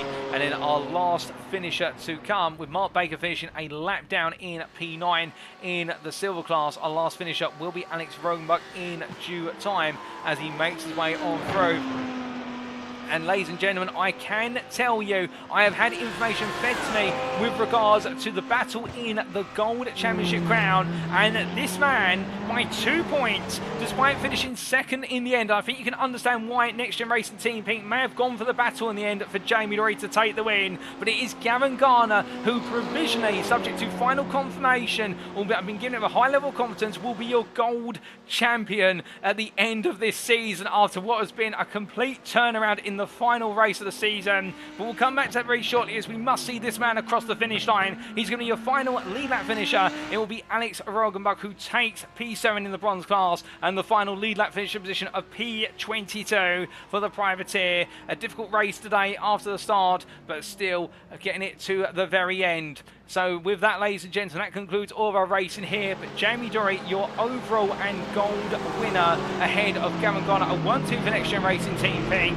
But the 2nd place for Gavan Gardener being enough in the end for him to take, as we understand it, subject to confirmation, official confirmation that is, taking the win in what is the gold class. And I don't think he's going to quite believe it. Lady Luck was on his side at the start today, with Stephan Wessels being impacted with that contact in the opening 8 corners, but Wessels did everything he could to fight on back, and Gardener had to make sure he finished P2 in order to get it done, as I have had a point sheet fed to me, and it does look as though it is confirmed, subject to any stewards' inquiries. But as he brings it on home there, I don't think he's going to quite believe what he's been able to achieve. Meanwhile, Tristan Engelstad, as he does donuts on the start-finish line, your silver winner by quite the margin, and he, I think, is going to be absolutely proud of that indeed. I can see his father there in the YouTube chat, absolutely proud of his son. That's Count Andre, and indeed a huge moment there. But meanwhile, it's Sergio Gonzalez Martin, who with that P4 in the silver class, unfortunately we didn't get to see Gonzalez Martin and Russell Fowler duel it out on circuit for the Silver Championship crown, with Fowler having that incident with Nesta de la Fuente in the run down towards the Porsche curves here on the open lap. But Gonzalez Martin in getting the car in home, and that's what mattered most today in terms of taking that silver class drivers championship for KFM Motorsport Yellow. Meanwhile, in the bronze class, all the drivers are in bar one man, and right now on his cool-down lap with Elwin Sykes and Sean Scudder finish in front of him, they haven't done enough to beat him, for it's Nigel Stark, the Crest Autosport driver in the number 30, who will take his bronze championship crown in the drivers' championship. And I do believe this is a bit of a bittersweet moment, ladies and gentlemen, given the fact that I do believe that Nigel Stark will be retiring from the GT3 League, or at least that's what I've understood. That's the rumour down in the paddock, albeit I think it's subject to be confirmed. I think he is tempted back in given his performances this season, but if so, this is the way you end your time in the GT3 League and you bow out on the ultimate high, and being champion is exactly that, and just nobody has been able to, since the midpoint of the season, hold a torch to Nigel Stock's absolutely ferocious pace, but also his calm, considered and collected drives which have made him bronze champion. Meanwhile, in the Teams Championship, we are still waiting for potential confirmation, but I do believe it will have been KFM Motorsport Red who've just out-inched KFM Motorsport Yellow to that Teams Championship crown. So congratulations to them. Again, all of these being subject to confirmation with regards to the final standings and any stewards' inquiries. But just to reiterate, we understand that it is the championship in the gold class for Gavan Gardener for NXTGEN Racing Team Pink, in the silver class for what is Sergio Gonzalez Martin, in the bronze class for Nigel Stock, and the Teams Championship KFM Motorsport Red. But let's take a look at those race results subject to any stewards' inquiries now, and here they are. We start off with the overall results, of course, as all the drivers have concluded this race. And as we can see, Jamie Dory there taking the overall win by 4/10 for NXTGEN Racing Team Pink, and making it the first win for the McLaren this season. Indeed, you'd have to go back to season 2, I do believe, to see a McLaren win in the GT3 League, but taking the win over teammate NXTGEN Racing Team Pink's own Gavan Gardener, a 1-2 for the team, and then a further 3 attempts back there, Gaz Williams for NXTGEN Racing Team Purple, to make it a 3-4 for the team ahead of teammate Benjamin McCluskey. Stephan Wessels P5 there for CSA Pink, and in the end a difficult start to the race, but he threw everything at it, and you've got to give him credit for fighting back to P5 and finishing only in the end 15 seconds off of the race winners. And that is testament to the fact that while Stephan Wessels may have had some of the most difficult luck with regards to the race in this season, at the same time, every time the chips fell against him, he pushed back and was absolutely resilient. And to be runner-up by only 2 points, as we understand it, well, at the end of the day, Wessels can't look back in anger from this one. He can only look back in pride. Well, that's what I'd suggest to him, in the fact he really has been the fastest driver all season. And then in what's P6, Tristan Engelstad there with a flawless drive today for Quad Dash Racing, making the free stop work, an absolutely phenomenal pace, taking the silver win ahead of teammate Gianni Tahar, P7 and P6 in the gold class. And then Alfonso Marin and David Commander, the two KFM Motorsport Red drivers, P8, P9, completing the silver podium of Engelstad, Marin and Camano, ahead of Victor Chamorro, P10 for KFM Motorsport Yellow. And then your silver champion, P11 overall, P4 in the silver class, Sergio Gonzalez Martin for KFM Motorsport Yellow. It does look as though all of our drivers there inside the top 10, minus Stephan Wessels, all trying to make it pairs of teammates together. And then Paul Williams, P12 for Speed9 Esports. Sean Scudder, your bronze class winner, P13 for CSA Blue, ahead of CSA Green's Elwin Sykes. And then Russell Fowler completing the top 15 there for Performance Link Esports, ahead of Nigel Stock, the Crest Autosport driver, finishing third on the bronze podium, P16 overall, and being your bronze champion as he completes the bronze podium of Scudder, Sykes and Stock.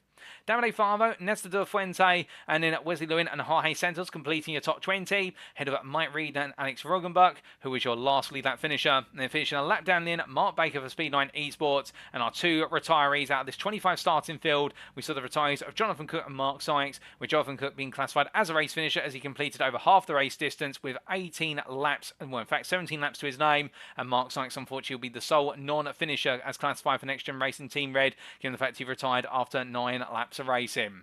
We now come to the individual class finishing positions.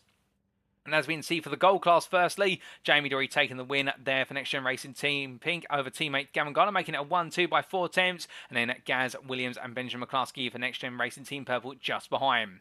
CSA Pink, Stephan Wessels finishing only the best part of what was 14 seconds off the top 4 in the end, ahead of Gianni Tahar for Quad Dash Racing. And then Victor Chamorro, P7 for KFM Motorsport Yellow, ahead of Jonathan Cook, the sole retiree from the race, but still classified as P8 for Performance Link Esports.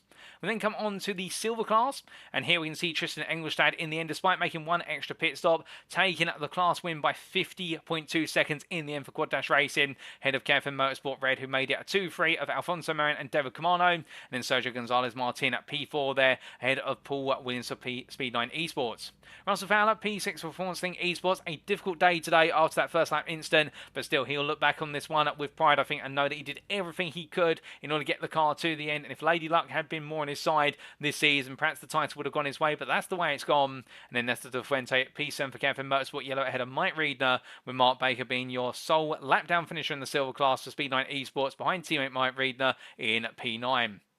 And then comes to the bronze class, last but not least, and as we can see here, Sean Scooter taking the win by 4 attempts in the end, or just shy of that for CSA Blue, ahead of CSA Green's Elwin Sykes, and then Nigel Stock completing the podium there for Crest Autosport, a further, 14.5 seconds back, ahead of Davide Favo, with Wesley Lewin completing the top 5, and you've got to feel for Wesley Lewin, given the fact he had not made that mistake. Molzan, well, you can imagine, could he have been on for his first win of the season? It would have been close. And then Jorge Santos P6, ahead of Alex Rogenbach, with Mark Sykes being the sole retiree and non-finisher of the class for NXTGEN Racing Team Red P8.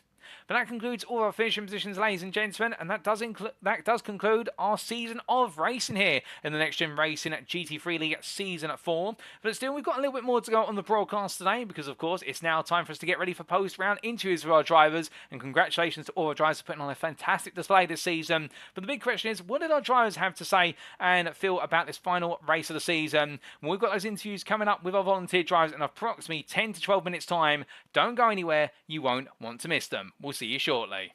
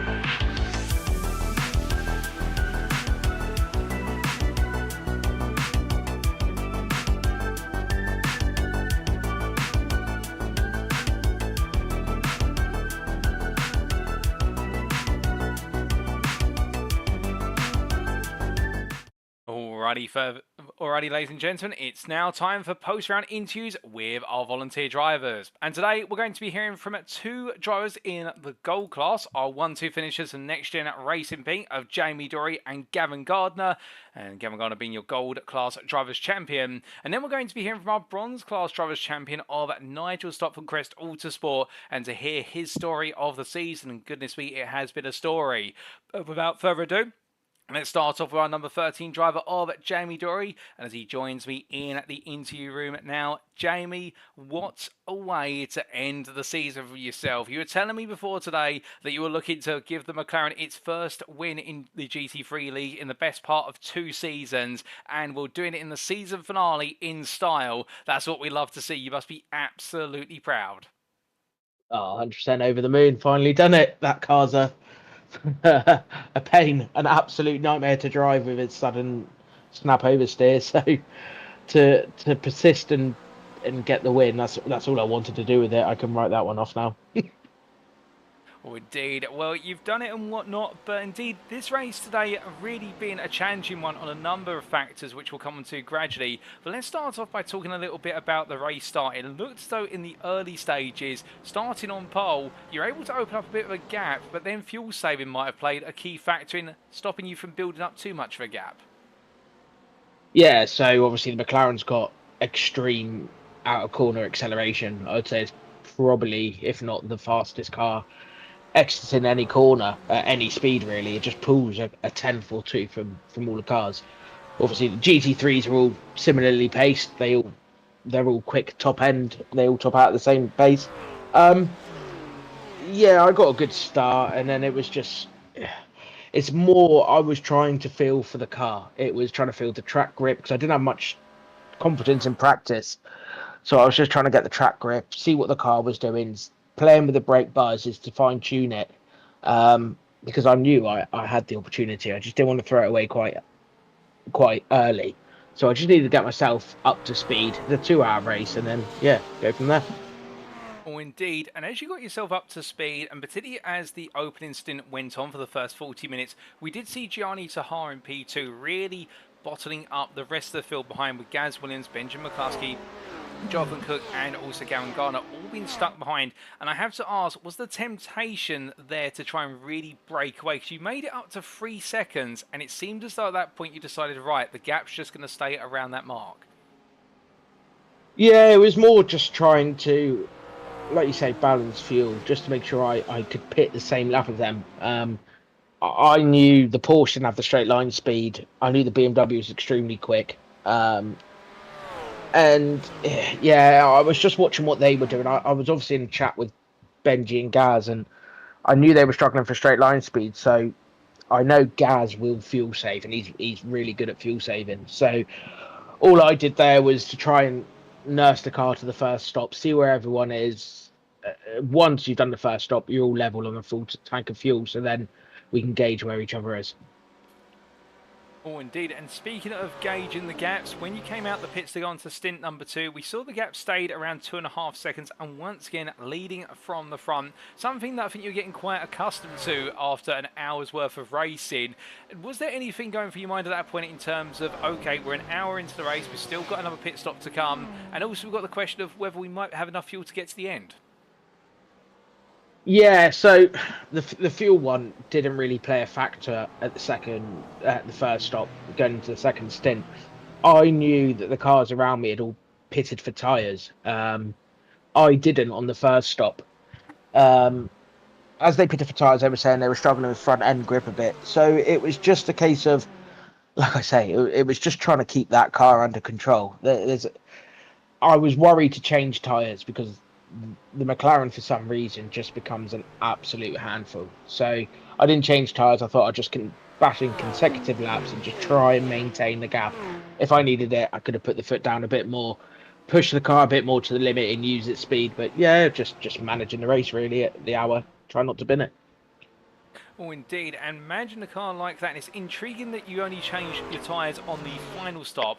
And we did see on that final stint at first, it really did look as though the gap between yourself and Gavan Gardener was holding at 6 seconds, and then it came absolutely roaring down in the space of 4 laps. Was that where the tyre change was starting to cost you some pace, or was the fuel becoming more and more of a concern?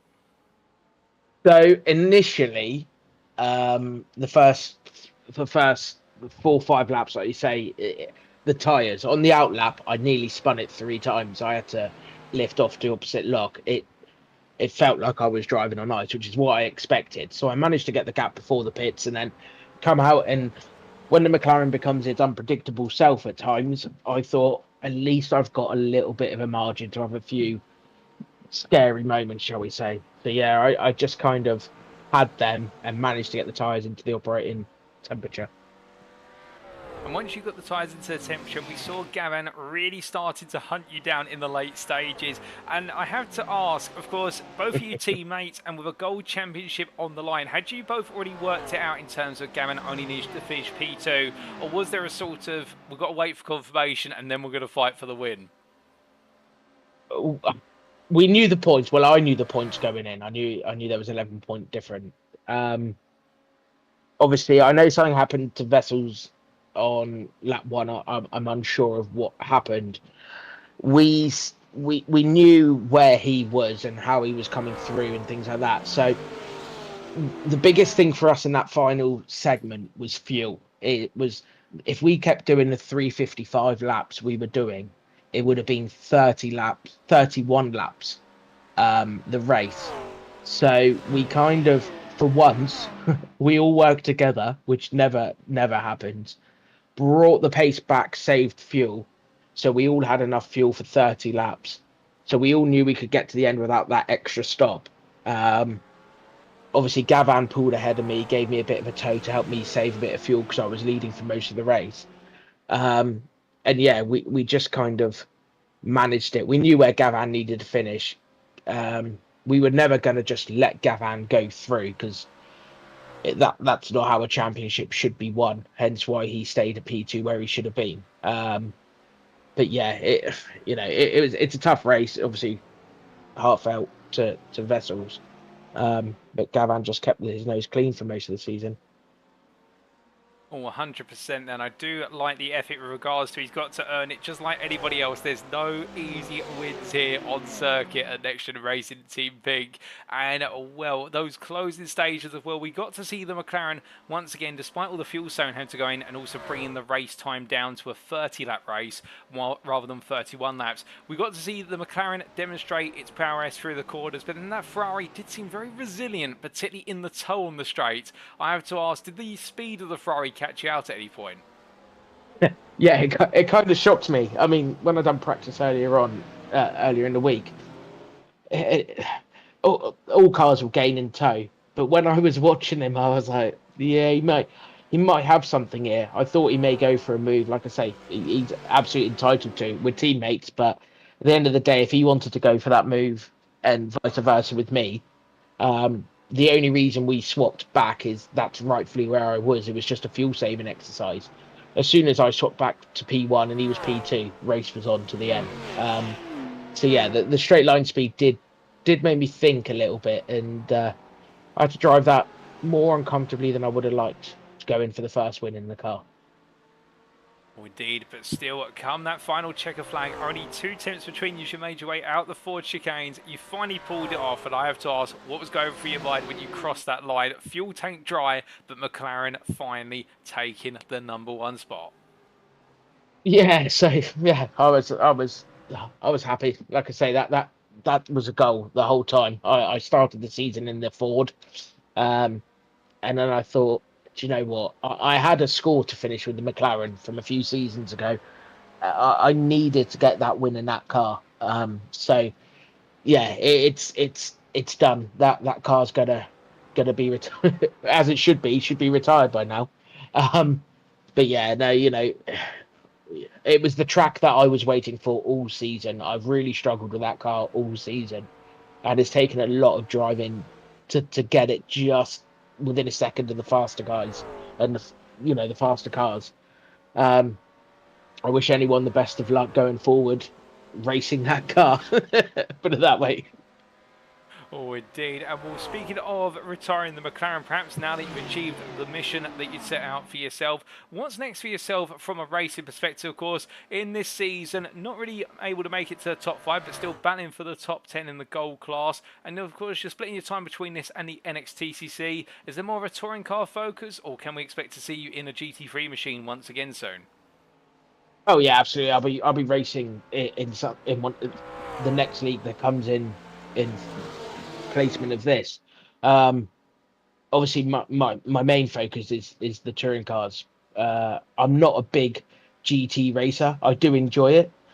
I just don't have the same ability to drive that car at 99% for the whole race, and that I can a touring car. So I'll be back, and you never know. I might bring another old dog out the box. There's the Ford still that needs to. Well, the Ford's already won, so I'll find something that's going to be an absolute challenge to try and win in.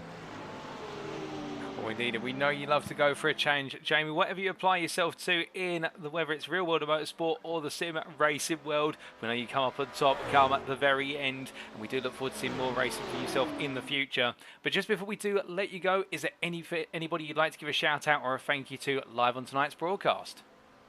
Yeah, you know me, the usual. It's all in next gen. All the participants, we couldn't do without them. It's been a good season, ups and downs. But that's why we race.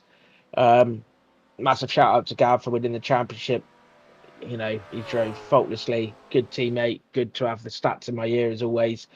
And as always, Paul, yourself for doing a stellar job in the comms box for 2 hours. I don't know how you do it. So hats off to you. I think you've got the most challenging job.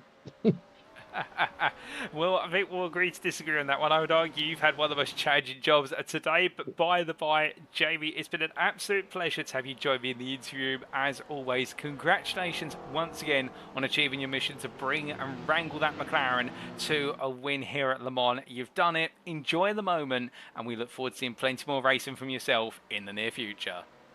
No worries. Thanks, Paul.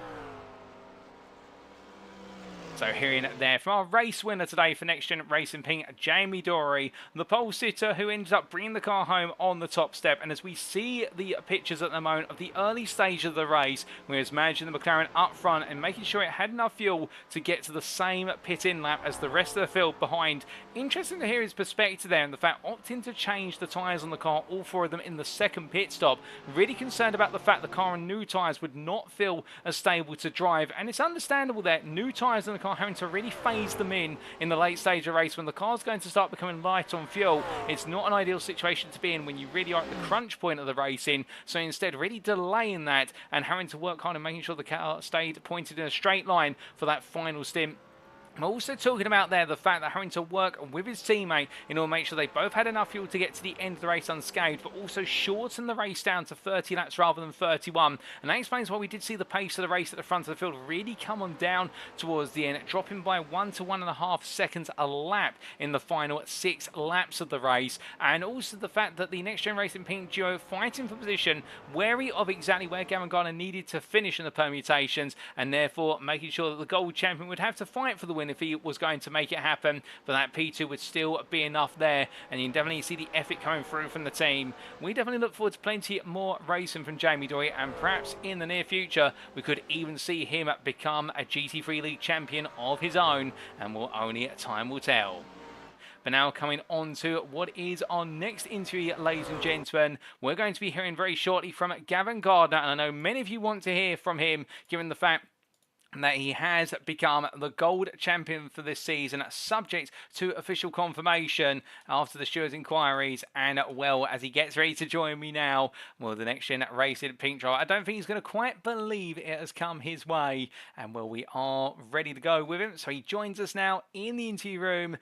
Gavan, you've done it. I spoke to you before today's race saying it's go for gold day today, and you've made it happen. And I have to ask, how does it feel to have just crossed the line, 2 points clear of Stephan Wessels, and have taken the Gold Drivers' Championship? Yeah, it feels quite good. I think that yeah, I mean, yeah, thank you for the yeah for the congratulations. It's it's been a weird one. I think it feels slightly not hollow, but I think just with the way that Stephan's been racing all season, and just sort of the bad luck he's had since Fuji. Coming into this race, I was thinking that I want to have a good race, and more than anything, I want Stephan not to have the bad luck that's been plaguing him pretty much since race 3. And unfortunately, I think that that point again, he did get involved in a bit of an incident. So that kind of makes me feel like if Stefan had won it, it would have been 100% deserved. That being said, it does feel very, very good to finally come first in one of these things. Obviously, there's a huge amount of luck involved, but I guess there always is. So it's been a good one. Oh, indeed. And, well, very modest from yourself there, and I can understand where you're coming from with the fact that the luck really has been against your rival, Stefan, like you say, from round number 3. But also, to be fair, you've been one of those drivers that perhaps you've not had the individual lap pace compared to a good number of your rivals. But the one thing you've definitely had on your side, and I don't think anybody can take from you, is your ability to pull off some rather brilliant pieces of strategy. Suzuka perhaps being the most infamous moment in your battle with Stefan. But also here today, it's a long race, 2 hours of racing at Le Mans. Fuel's a big concern, so is tyre wear. Did you come into this race with any thoughts in mind in terms of how you plan to approach it? So not particularly. I think that when I was looking at it, I felt that it was going to be close, but I thought it was going to be a 30 lapper. And sort of doing a little bit of research in Garage 61, I thought it seems that every car can do 10 laps easy on a tank of fuel. So I thought it was probably going to be 2 stops and safe towards the end. When we kind of got to it and came to doing that final pit stop, I took tyres in the first stop. I didn't in the second one because I had sort of plenty of tyre left when I was looking at it. And I think sort of 1 or 2 laps in, sort of as a team, we were discussing and thinking we weren't 100% sure whether or not it was going to be that 10-lap final stint or if it might be 11. So I think there was a bit of discussion. I think my fuel calculator kept sort of flicking between 10 and 11 laps. So in the end, I just said, look, let's just save it. We've got, between sort of Jamie, me, Gaza and Benji, we knew we had about a 10-second gap to the next car and sort of 15, 20 seconds to Stefan. We sort of said, let's save it. It was one of those where it kind of had 2 effects, that if we save it, we go slower. It was more likely to be 30 laps. But also if it did end up being 31, we knew we'd have to fuel. And I think sort of it ended up being that with it just being the 4 of us, we could sort of plan together and just sort of make sure that whatever happened, we'd have enough fuel to not worry about pitting again. And in the end, it all sort of worked out. We managed to cross the line sort of within a few seconds of each other and had enough fuel to get around to start finish, do some burnouts. Indeed, it was very close on fuel, and we heard from your teammate Jamie earlier talking about the whole situation there and the 2 of you fuel saving off one another in the final stint.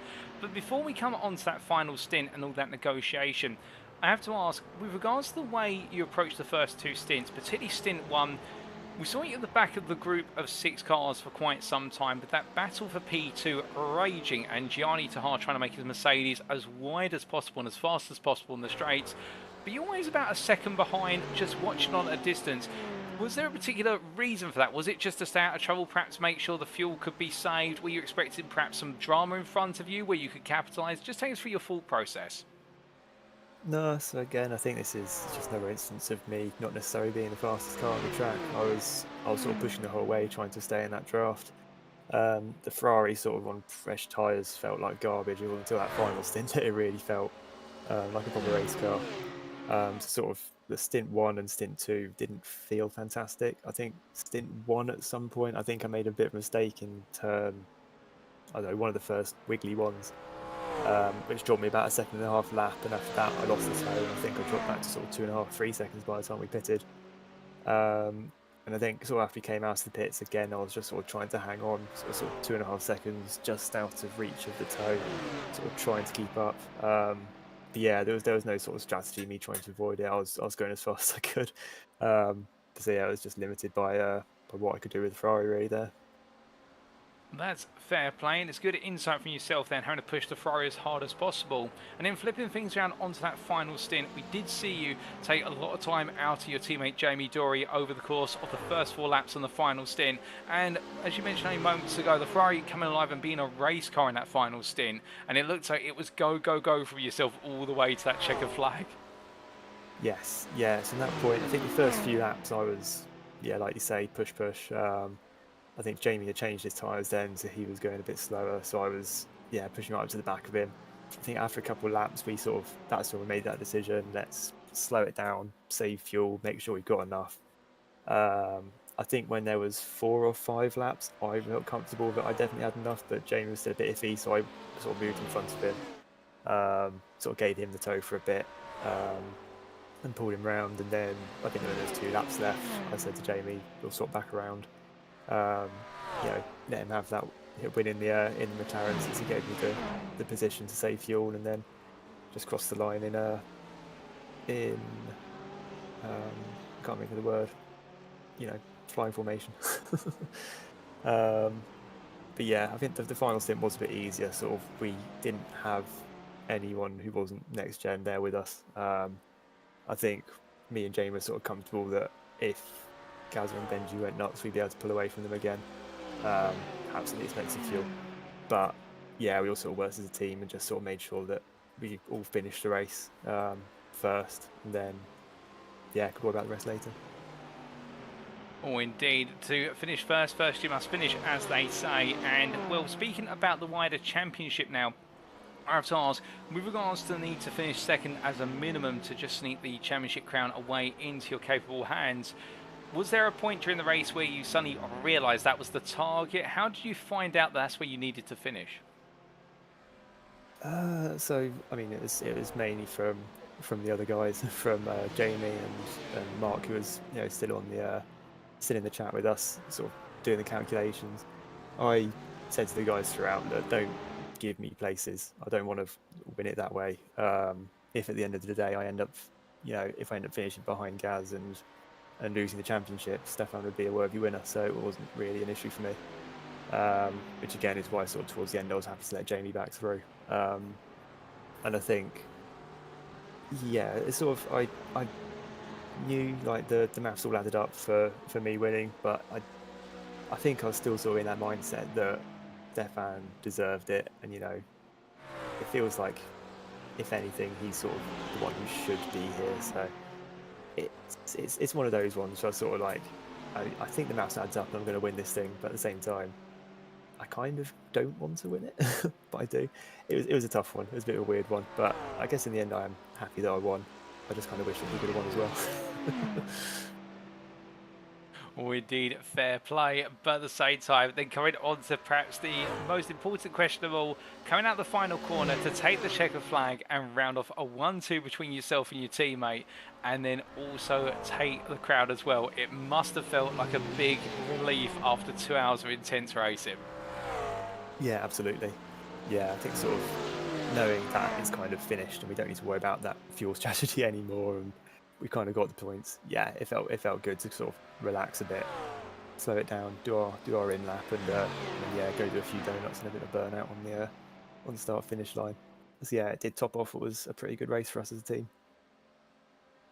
100%, a fantastic race for yourself and for the team. And the big question now I have for you, Gavan, is what's next? Of course, competing in this GT3 League and taking your first Gold Class Championship crown, and also racing currently in the NXTCC and doing very well in the overall championship there.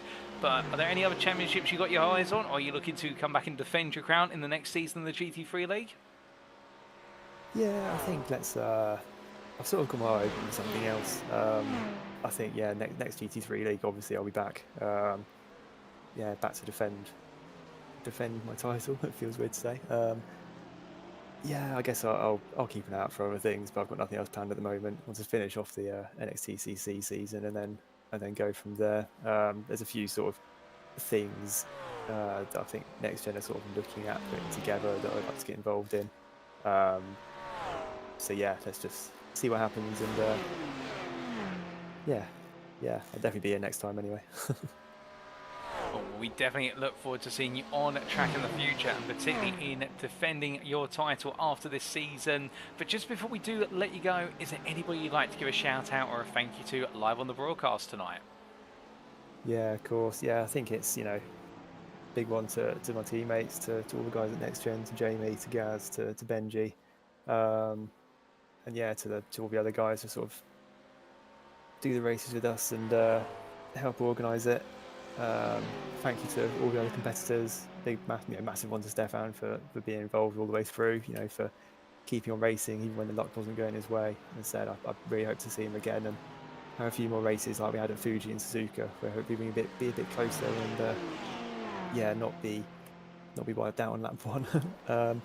And yeah, obviously massive thanks to you for doing all these broadcasts and making it so fun to watch it back the following day or the hour afterwards and watching them long into the night most times. So yeah, it's always super fun watching your broadcasts. So yeah, thank you for that. Well, Gavan, it's been an absolute pleasure to have you join me in the interview room, and it's my pleasure once again to say congratulations to you on becoming our Gold Class Drivers' Champion for Season 4 of the NXTGEN Racing GT3 League. A deserved champion at that in a season-long battle, and what a way to wrap things up here at the Le Mans circuit in France. Enjoy the moment, savour it, but at the same time remember all the field's going to be coming for you in the next season of racing, and we look forward to seeing you on track defending your title in the near future. Absolutely, yeah. Cheers, Paul. Thank you so much. So hearing it there from Gavan Gardener, the number 11 driver there, absolutely delivering in the final stages of racing today, and well, he'll be absolutely proud and pleased with the fact that he's been able to end things on the ultimate high, which has been taking that championship crown, and a well-deserved one at that, albeit being very modest with regards to how things played out today, and modesty being perhaps one of his most pivotal traits, it must be said. But in the end, respecting the fact that luck really did not go the way of his main rival of Stephan Wessels over the course of the season, but in return, the luck that was afforded to him, he made the most of, and that's what it's all about in championships, to be fair. When they go on for an extended season, it is about making sure that when fortune comes your way, you don't squander it, you covet it, and when fortune isn't on your side and it doesn't come your way, you make sure to bite back against it. And to be fair, there's a reason why this championship went all the way to the wire. It's not just Lady Luck on its side, but it also had two drivers, one of whom had plenty of pace, albeit held back by a bit of bad luck, and the other driver being there at the right time to capitalise, and also being a driver who was able to make the strategy work in the Ferrari. And that's why Wessels and Gardener went down to the wire, and today it was Gavan Gardener who came out on top. But if things had gone slightly differently, well, they could have gone the other way indeed. But for Gavan Gardener, I think he'll look back on this one and think what an effort it has been, and he will be absolutely pleased with that one.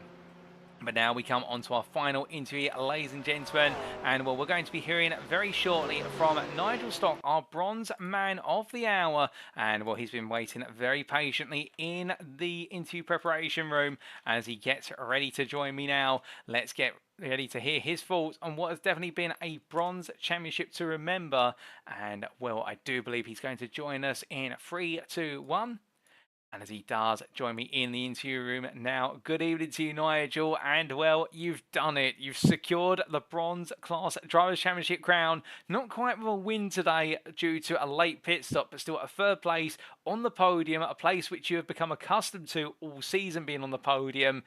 And it looks like you had to work for it, but it's finally happened. You must feel fantastic. It's a little bit bittersweet because I only came into the pits because I thought that I was going to need fuel, but because I didn't know that they were fuel saving at the front, so I probably could have made it on the fuel I had, but it was alright though. Oh, goodness me. Well, a bit of a surprise turn right at the end there, but better to be cautious rather than found wanting at the end. And, well, speaking of caution, it's been something you've employed all season, to be fair, particularly after picking up your first wins of the season. And today was no different. We saw a very gradual start from yourself on the opening couple of laps, but after that, really starting to take away the places. I think I sort of learned it from early in the season because I think it was Road America.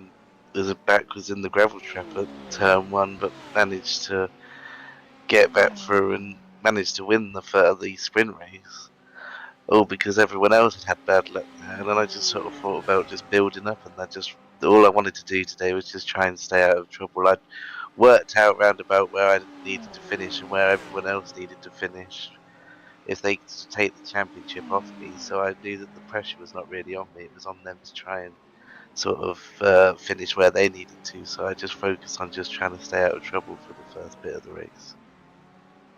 Indeed, working out the numbers up front, a very important approach. Indeed, being able to measure things for yourself and knowing where your rivals need to finish.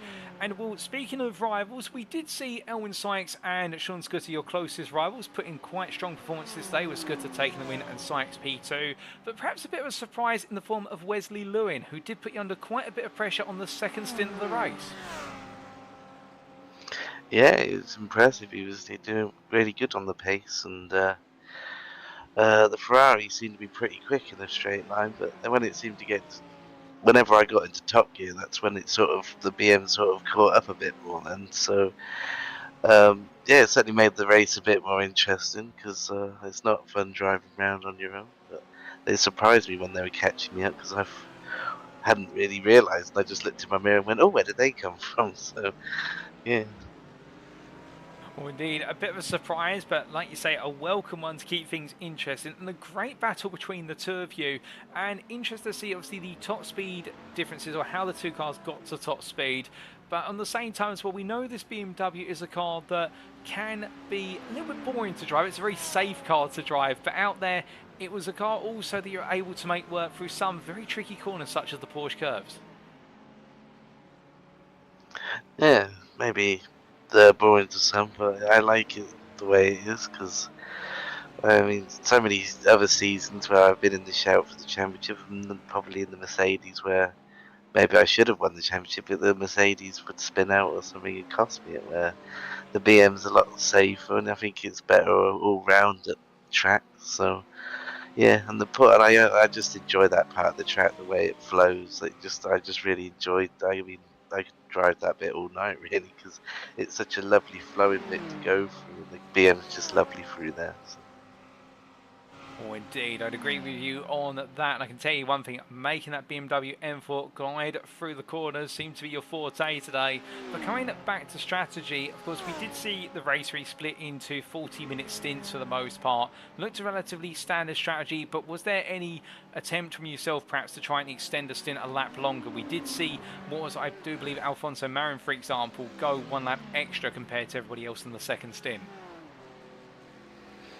No, not really. I think I pushed the fuel as much as I could, really, and I was never really in a round like I heard Jamie and that saying about how they were together and they could fuel save, where I was never really with someone enough, and I think you needed one of more than two cars really to try and fuel save like that. So it was never really easy to fuel save. So I was just sort of just focused on just trying to be consistent, really, and then just see where I was. And then I thought I'd just come in to be safe and a bit early, and then that was obviously the wrong decision. But I knew that it wouldn't cost me the championship if they stayed out anyway. So. Well, indeed, having the measure of the points required then and knowing that you could finish P3 comfortably gave you a bit of reassurance, albeit would love to have seen you finish on the top step of the podium, of course, a bit of a crowning jewel, if you will, for your championship crown. But on that and the fact, securing the bronze class drivers championship, and I have to ask, when you look back at this season, what has been perhaps your most memorable moment or moments? I think probably Silverstone with the double win and all that. I mean, I was quite surprised, because obviously before that, I think, and obviously having the win at Nordschleife as well, that was good. And because before that, if you told me that I was going to win the bronze championship, I probably would have laughed, because my luck before was just terrible. Every time there was an incident, it felt like it was in front of me. So to have the second half of the season compared to the first half, it doesn't even feel like the same season. It's crazy how my sort of luck changed, really, and how I was just getting into so many incidents, and it's just frustrating, because I just didn't know how to sort of get my way out of it, and then to be on the other hand, and then go to Silverstone after Nordschleife, managing to win it, and then go to Silverstone and then get a double win at the track that's probably like my home track, as well as also being like the track closest to where I live. It was really, really nice to get not just one win, but get 2 wins there. Was really nice. Well, indeed, quite a few moments there, but I'd agree with you. It was an emphatic moment when we saw you take the double win at Silverstone at your home circuit. And of course, I have to bring this up, given the fact that we'd heard in the run-up to tonight that this might be your last season in the NXTGEN Racing at GT3 League. Bit of a bittersweet moment, perhaps, or with the fact you've taken the Bronze Class Drivers' Championship crown, could that just bring you back for one more season to defend the title? It might do. I think when I said that I was gonna not do another season, it was frustration because of having so much bad luck, and I felt like I had the pace to certainly be challenging for the championship, but felt like I wasn't getting the luck. But I have got one or two other championships that I was having a look at maybe doing that's on set that's the same sort of time. So I haven't fully decided yet, but if I do, then it'll be I'll definitely be trying to defend my championship. So. Well, indeed, and we would love to see you on circuit to defend your championship, but at the same time, if there are other series that you're looking at to dip your toes into as well, we wish you the best luck with those, and we're sure that you'll do it well in them all the same. But just before we do let you go, Nigel, is there anybody you'd like to give a shout out or a thank you to live on the broadcast tonight? Well, thanks for like Crest Autosport, especially Alex Everett, because he's always helped me, and I think he's helped me get faster. To like NXTGEN for putting on good leagues and letting me race in them, and finally winning a bronze and winning the championship. To the CSA for all, because battling all them all through the season, like all the drivers in that. Anyone else? For everyone in the championship for taking part, I suppose. Anyone that sort of watched and listened and supported, maybe not just me, but the series, and of course for yourself, for always doing great broadcasts. I always enjoy watching them back. Yeah, it's always good to see how much time I got on screen, as well as seeing all the good battles that I missed when I was driving. Well, Nigel, it's been an absolute pleasure to have you join me in the interview room this evening, and congratulations once again on not just a well-driven third place finish today, but becoming our Bronze Class Drivers' Champion for Season 4 of the NXTGEN Racing GT3 League. A well-deserved result, and whatever you plan to do next in terms of your racing, whether it be returning to defend your title or going onwards to other leagues, I'm sure I'll be echoing the sentiments of many that we wish you the best luck in your next endeavours, because you've definitely shown how fast you can be despite the changes early on the season. And at this time, just to savour the moment, enjoy it, and we look forward to plenty more racing from you in the future. Thank you, and bye for now. All the best. So hearing there from Nigel Stott, the number 30 Crest Autosport driver in the BMW M4, that really glimmered over the course of the season, and the turning point being as we went into the midway portion of the season with the double win at Silverstone and also the win at the Nürburgring. And well, we got to see the Crest Autosport driver absolutely show that sometimes you just need to keep it on track in order to bring the car home for victory. And well, the instance at Road America in the sprint race there have been a prime example, and it really has been the story of Nigel Stott. And you can understand the sentiment with regards to the frustration, particularly the fact that we've seen in the past in other series hosted by NXTGEN just how fast a driver he is, but he's just never had the luck on his side. But this season, bad luck hit him at first, but going from rounds 4 into 5, that was going to change. And well, the bad luck stopped, and all of the concentration and consistency flowed on through, and that's why he is your bronze champion. Albeit perhaps would have loved to have taken the win today, but no, he didn't need to get a win in order to secure the crown. But they're going for the safe and cautious option of making sure to take the extra fuel in case there was a 31st lap. Only to find out there wasn't one in the end, but still, can you blame him? Making sure to get the car to the end, that's more important at the end of the day, and that's why he is your champion for this season in the bronze class. But with that, ladies and gentlemen, that concludes our interviews for today. And you've heard from, firstly, the number 13 driver from Next Gen Racing Pink of Jamie Dory in the gold class, our overall winner for today, and bringing the McLaren on home to its first win in 2 seasons. You then heard from the number 11 driver. We apologise for listing them as number 24 earlier, a slight technical blip there. The number 11 driver of Gavan Gardener, the gold class runner-up finisher today, but more importantly for him, the Next Gen Racing Team Pink, the gold drivers champion for this season, just creeping across the line in the end in a well-deserved run. And then we lastly heard from your bronze class drivers champion, third place finish in the class today, P16 overall, Nigel Stock there for Crest Autosport. Congratulations to all 3 of them on their performances today, and to our champions, well done on taking the championship crown, and also well done to our champions who we didn't get to interview today, including the Spaniard Sergio Gonzalez Martin, your silver class champion, and in the team's championship, KFM Mosport Red, as we're to understand it. But with that, ladies and gentlemen, it is now time for us to wrap up.